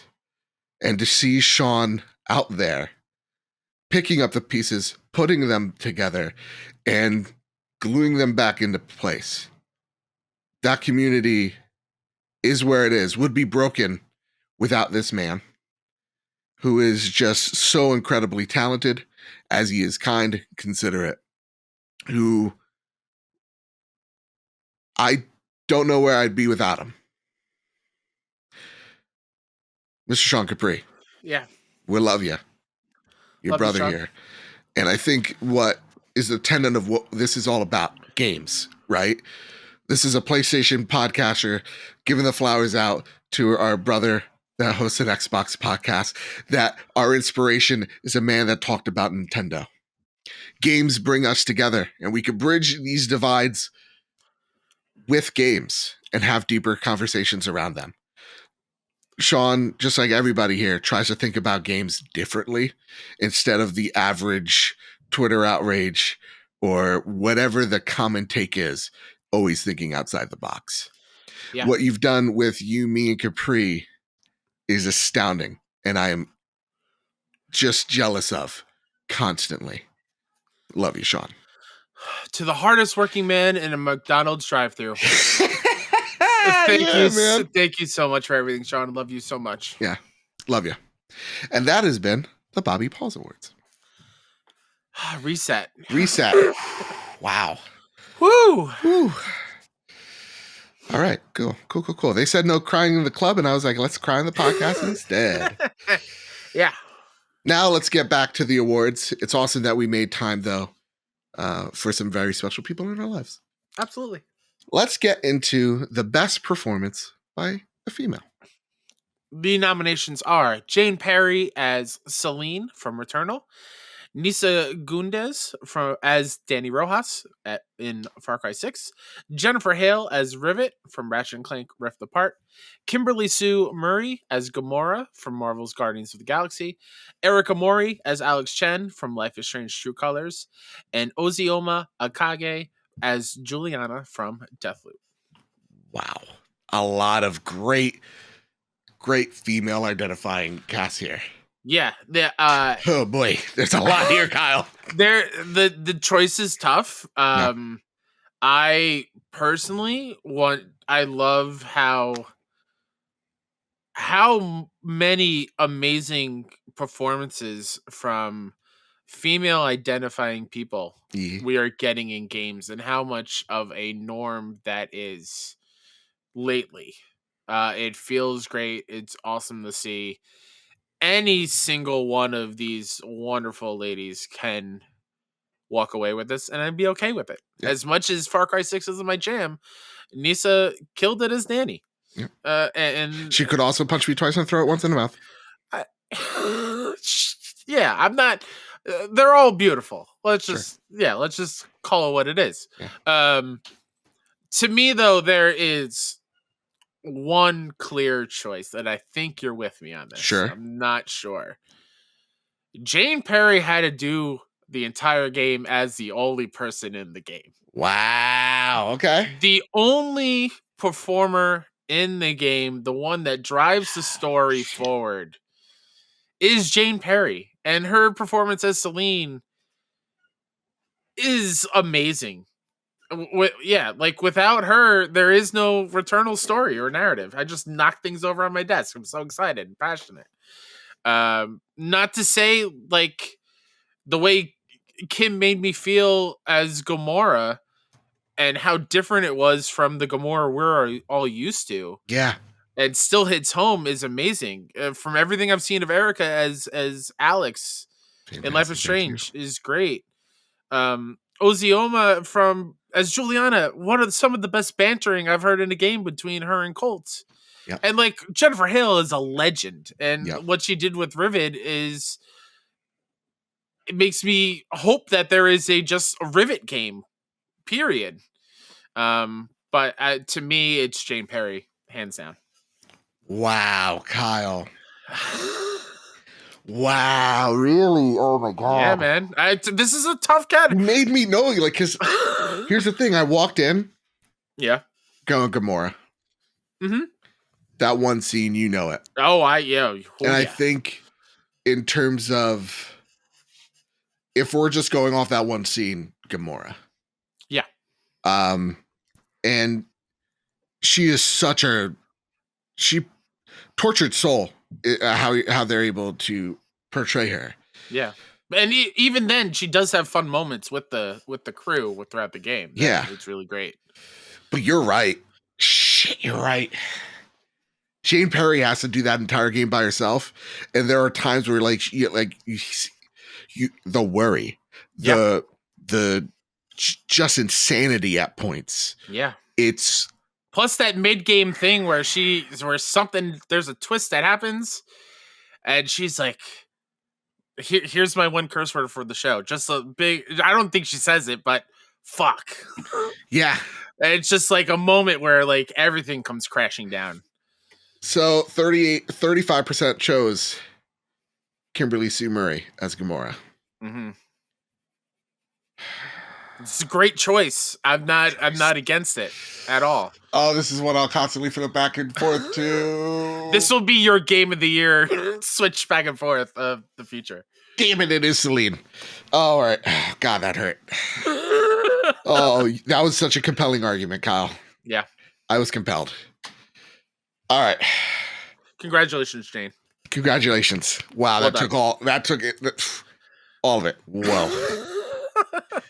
Because you're right, man. There is one scene where it's like Celine says something that is like from a prior, Celine, or maybe, I don't know, maybe it's a future one.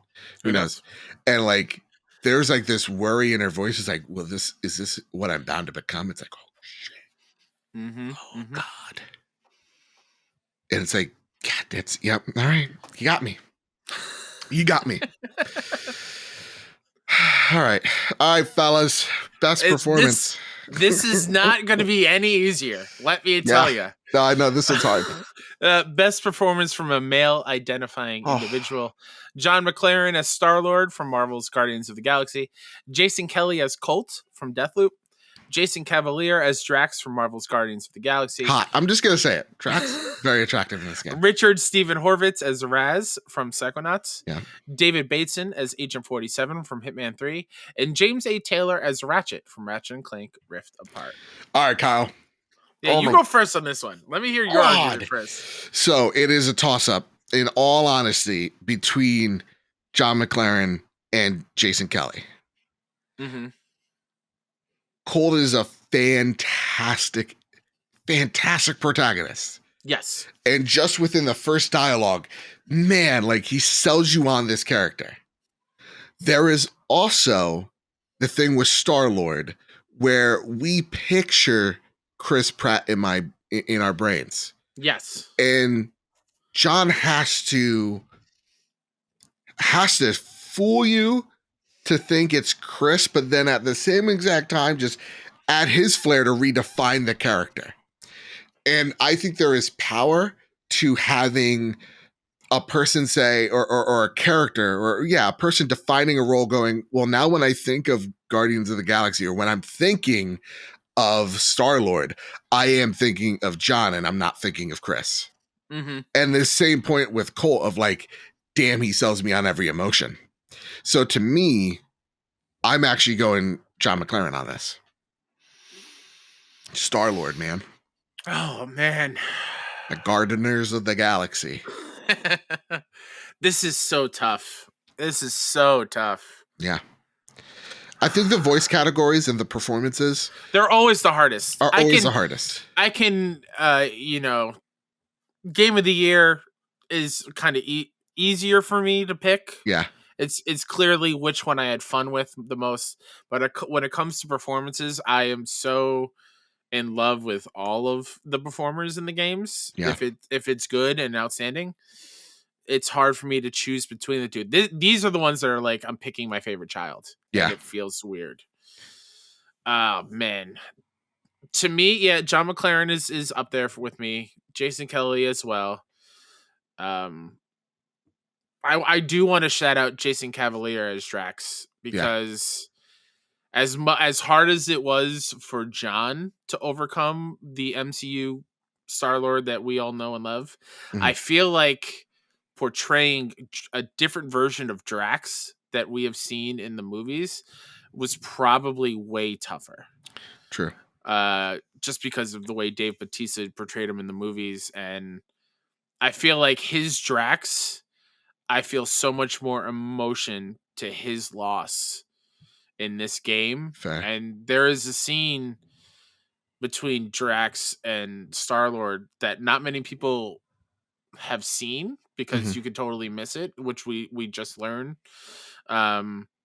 Which I cried while it was happening, because it is so emotional. No, it has to be on the show. I'm not crying. I'm counting past cries. All right, okay, that's fine. Well, past cries, then we're in the thousands, maybe. But I think I'm leaning towards you. I think I'm going with John McClaren as Star-Lord. Wow. Because we are in his shoes the entire time, and there's some things that this Star-Lord has to do that is super emotional, and yeah, great performances all around. Great performances. The audience has chosen. And honestly, it was close. But John McClaren wins for best performance. And shout out to him, because he really did. He fought for this thing. And yes, he did. Man, congratulations to you. And I'm going to say this right now, because people are going to eventually say this when it comes out. Sure. Him coming on the show definitely has no bearing. My not vote, to me. It does not influence me at all. Everything for me. Yeah, no. And you can fight me. Fight me in the streets. No, yeah. And to me, there was this. To me, that interview did change things, because there was a moment when we were talking, and you will all hear this in January, where it's like, oh, you also had to support. Right? Like, you also had to elevate these other voices along in this game. And those moments we speak of, I think, are impactful because John's there. For sure. So it's about being a team player as well. And I think, I think John takes this one. Hell yeah. There's also something, this is not to, Jason Kelly's performance as Colt.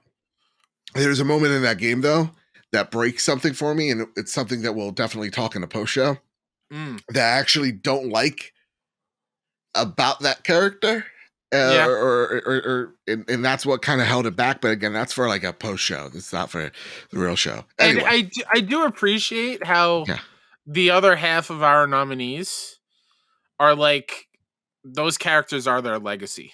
Yeah, and they've been killing it in those roles for forever. Yeah. Like, dude. David Bateson as Agent 487. Yeah. Awesome. Right?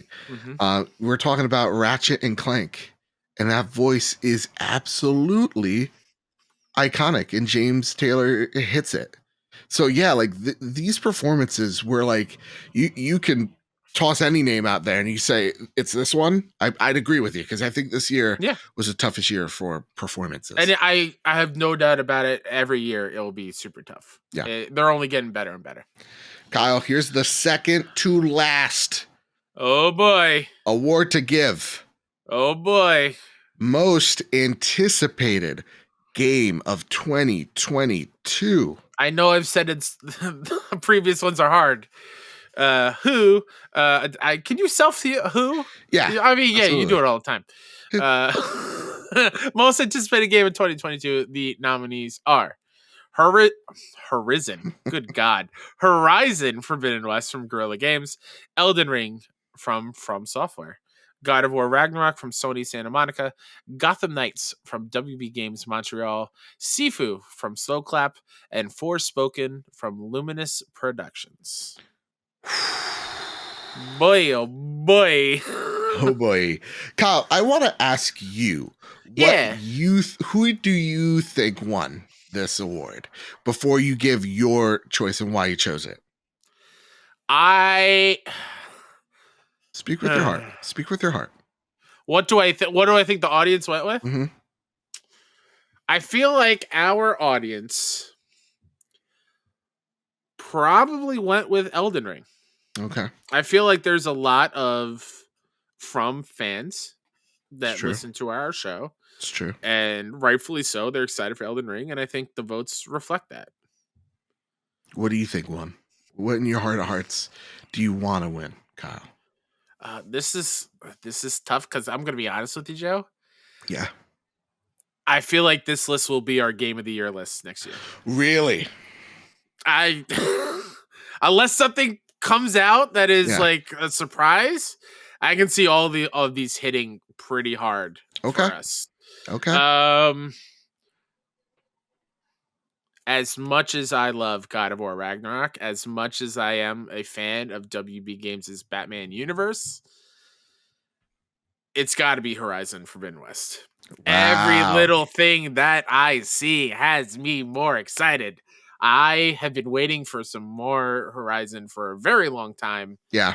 And I realize it's the closest out of all of these, but I'm no less excited for it. Fair enough. It's amazing. Okay. Kyle. Mm-hmm.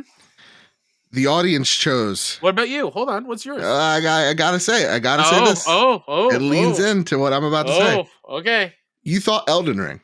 I would have thought the same goddamn thing. Yeah. Oh, it's not? It's not even second. Oh, okay. But the masses has spoke. Uh-huh. And the masses say God of War Ragnarok. Oh, that makes me happy. 41% of that guy. Because that's my second choice. The second choice is audience choosing is Horizon Zero Dawn. Sorry, wow. Horizon Forbidden West. Yeah, okay. All right. And then third is Elden Ring. Okay. Isn't that nuts? That is nuts. Right? So for me, when I look at this list, I do see our Game of the Year list in terms of Horizon, Elden Ring, and if God of War actually comes out this year. Okay. Right? Like I see the bulk of that. Yeah. But to me, in my heart of hearts, Kyle. Yeah. I don't think God of War is coming out this year. Next year. And I'd be very surprised if they actually do hit.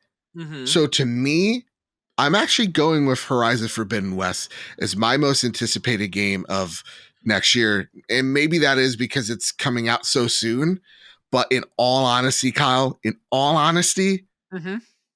It's the reason why the show exists is Horizon Zero Dawn. And when I think of Horizon Forbidden West, I think of those memories that are the same reason why I love this franchise so much. Mm-hmm. So Horizon Forbidden West is our most anticipated game of 2022. But it's awesome to see how much love is out there for all of these choices. Yeah. Yeah. And also, 3 of these are coming out in the same month, February. Yeah. Yeah. Oh, boy. Oh, God. Also, I mean, like, I'm sure it's probably on the lower side of these choices. Yeah. But Forspoken, every single time I see it, has me more hyped for it.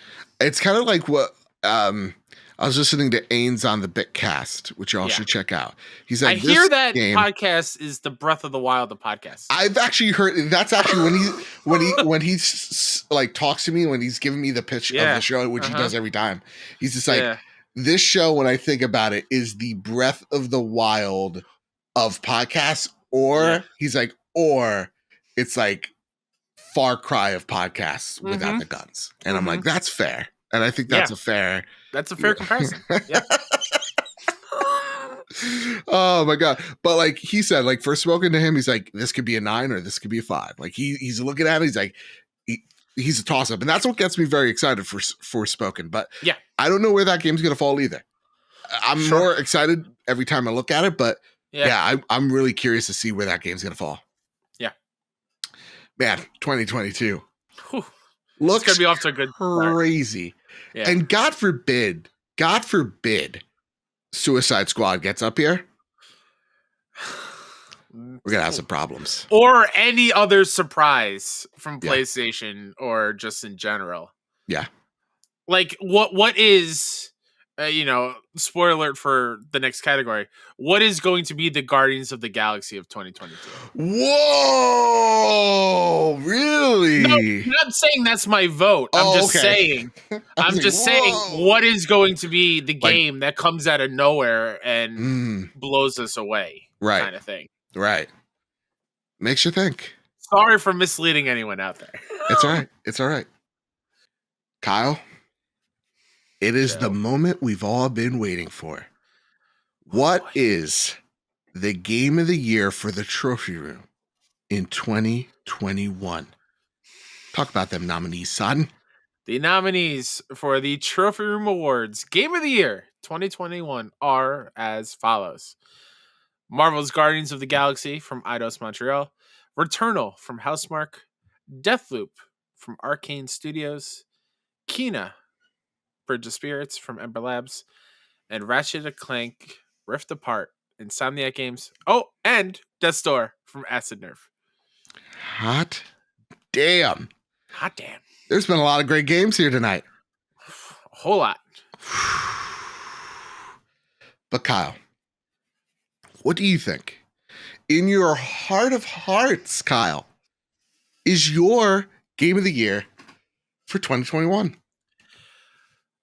This one I've known for a while. Oh, really? There's no surprises here.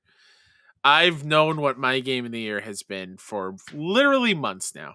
Wow. And some have come close. Mm-hmm. Some have come really close to overtaking it. But Returnal from Housemarque is by far my favorite video game of 2021. Why? Why is it Returnal? Why not? Hands down. You are the narrative guy. So I was actually like pinging you on Guardians. Yes, and that's what I mean when it comes to games that have come close. Guardians came very close. But the thing that I think brought it down a little bit is I didn't have the most fun gameplay wise. Okay. When it comes to Guardians. But with Returnal, the learning process that I had of being really awful at this game to then carving my path, knowing what I'm good at with that game, knowing which weapon I need to use in order to continue. Shout out to the Hollow Seeker. And the parasites that help my builds. Mm-hmm. And feeling like a god going through those rooms with all the enemy projectiles going through you and not getting hit once. There's something so good, and you feel so good doing it. And again, going back to Celine and her story and the way the narrative is, I thought would be weird going into those houses and get like a first person story bits throughout. But every single time you would do that, something really cool would happen, and that would make me think, what is happening here? Mm-hmm. Why is Celine in this predicament? And some of the best boss battles I've had in a long time. Returnal from Housemarque is by far my favorite of 2021, and that is where my nomination goes. Yeah, for me, it was an absolute toss-up. I think if we put like the biggest surprise, it is Guardians of the Galaxy. It's hands down the best. Yeah. Go back to like E3 when that was first shown off. I was the one that was like, hey, you guys are being too hard on this game. Yeah. It looks rad. Yeah. And now we're here and you're like, yeah, this is one of my favorites of the year. Yeah. And honestly, one of my favorite superhero games is period. Yeah, absolutely. And so like when I take a look at like Kena, it's a great first showing, but I don't know if it does it enough for me to say that's my game of the year, right?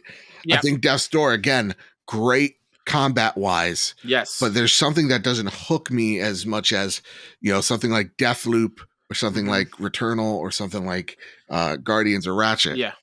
And when I think of Deathloop, I go, wow, this game is genius in what it's trying to tell you and how you move about the level.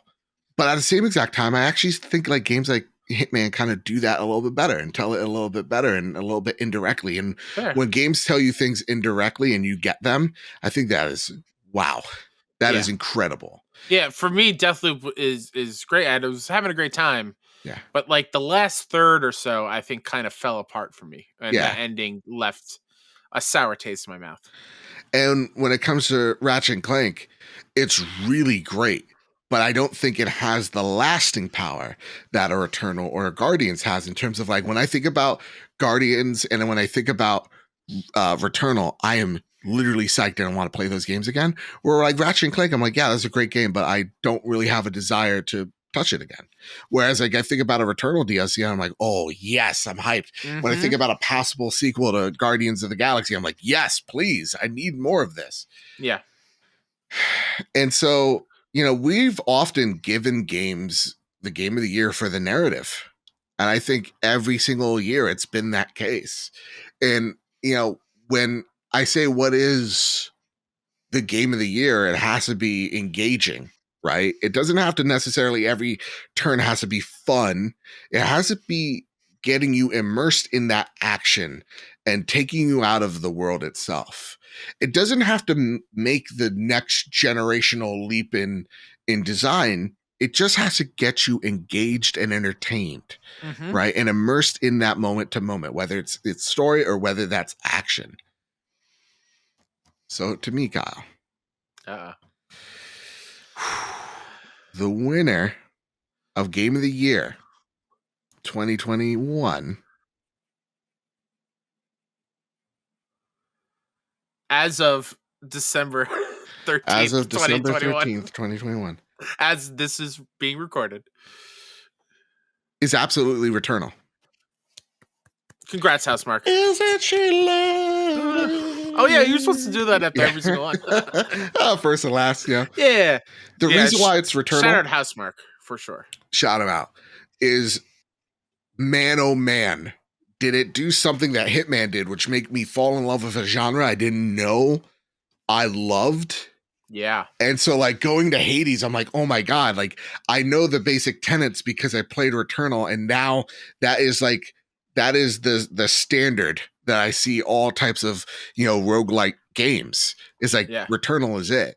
And so to have me fall in love with a genre is actually to me more reminiscent of why I love From Software so much and why I love Bloodborne so much. Yes, we'll even mention it on this.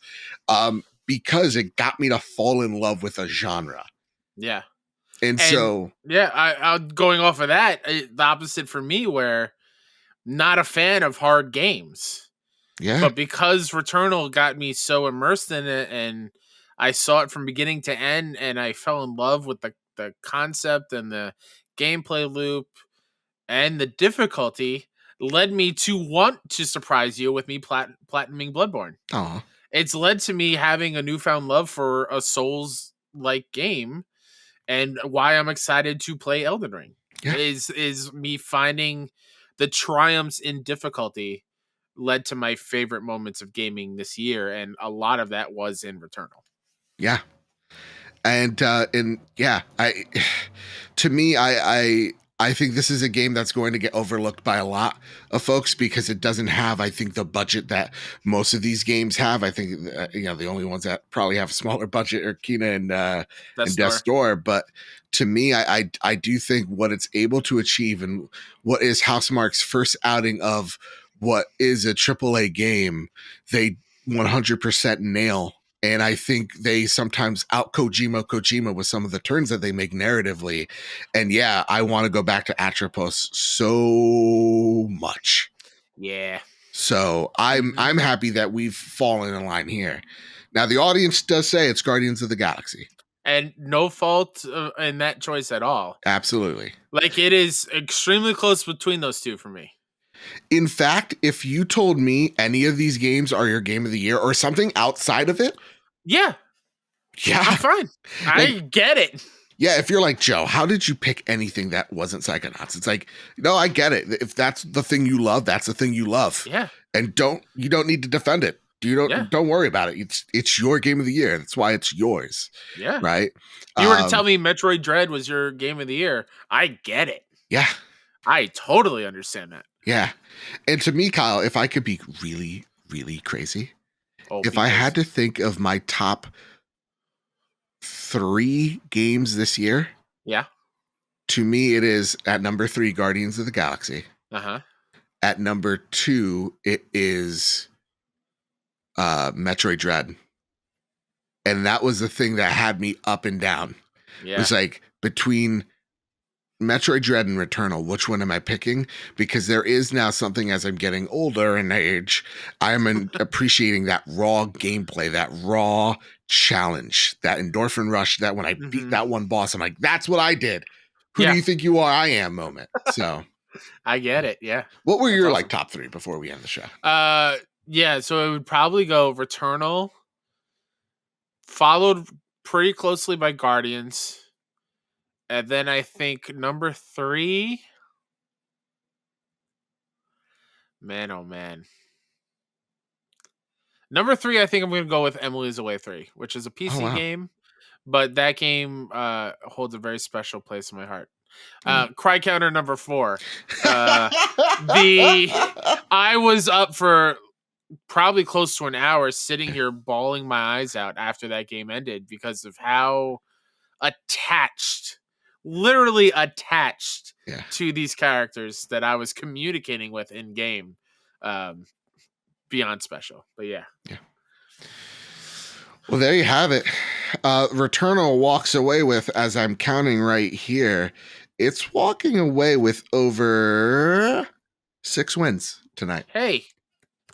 Congratulations, awesome. Housemarque. You stole this gosh dang show. And yeah, wow. The amount of different winners that are up here as well. Big shout out to games like It Takes Two and Kena and Life is Strange, Tales of Arise, Hades, Far Cry, Hitman 3. Awesome to see an array of different wins from different categories. A huge thank you to the over 1,900 of you who voted in this year's awards, making it our most successful award show yet. As far as like turnout of voting. We love and appreciate you all very much for your input. And if your favorite did not win, don't be sorry, because that is still your favorite. All your hate mail goes to at Mr. K Step on Twitter. Yell at him. Say the worst things. Yeah. No, you know what? Even better. Send me an email at Mr. K Step at askjeeves.com. But seriously, love what you love. Don't let anyone tell you anything different. Video games are awesome. Yes, and that is why these awards are the way they are. It's just a celebration of these devs, celebration of these games. That's what it's all about. Yep. Man, what a terrific show we had. Terrific show. Yeah. With that said, we close out this show like we always do. Kyle, is there anything you'd like to spotlight before we head on out? Sure, I'd like to spotlight myself, Mr. K-Step, on Twitter, or S. Jeeves now, I guess. PSN, Xbox, all the things, Mr. K-Step. If you want to follow the indie game coverage that I do over at 61indie.com, that's SIXONEINDIE. We are, in fact, going to be rolling out our Game of the Year stuff over there very soon. So keep an eye out for that. And if I do want to shout out someone specifically. It was a weird interaction I had. So I was in Philly for PAX Unplugged. Okay. And I was wearing the Trophy Room sweatshirt out and about in the city. And when I went to the Reading Market Terminal, I believe it's called, which is like a really cool like food place indoors with a lot of different things. And I went to a cookie shop, was buying some cookies, and the guy was like, "Hey, nice shirt. It's awesome. It's awesome, whatever." I was going, "Oh, thanks." And I didn't say thanks for listening. Like, hey, I'm Kyle. I'm one of the co-hosts. Yeah. So, person who sold me delicious M&M cookies at the market. Thank you for listening. Thanks for shouting out the shirt. And just thanks to everyone just in general for all the love we've received this year, because this year has been wild. Absolutely in bonkers. Many, many different ways. And I thank you so much. Cry Counter 5. Oh my god. And you can find me over at Mr. Babbitt. You can find this show over at PS Trophy Room on Twitter. And thank you for making this the biggest award show that we've done. to date. Hopefully next year we're able to lock down Sting and Imagine Dragons, but until then, you can find us. I thought we weren't referencing other shows. I said I'd get one in there, and I did. Oh, okay. I said I'd limit myself to one. Maybe we can roll out Pothead next year. Who knows? Yeah, there you go. There's two. Kyle, you know, everybody could follow us over at Apple Podcasts, where you can rate us 5 stars. And remember, if we hit over 300 5-star reviews over on the US charts, we will maybe be giving away, a Horizon Forbidden West copy PS5 on PS5. Hey. Maybe if we hit over 400 worldwide, maybe, and just maybe, we also give away a copy of Elden Ring on PS5. Oh, who knows? That sounds pretty cool. Sounds pretty rad. And again, 5 stars on Apple Podcasts really does help us out. Grows this big, beautiful family that we call home here at the Trophy Room. And yes, thank you all so much for making our 2021 the best year in Trophy Room history. And as for the next year, it's going to be even bigger, badder, and uncut. Like, because that's a South Park reference, I think. No, right? I got you. All right, there you go. Everybody, with all that said, with all that out of the way, everybody, keep your wits about you, keep hunting, and keep playing PlayStation. Bye-bye. Bye. Love you.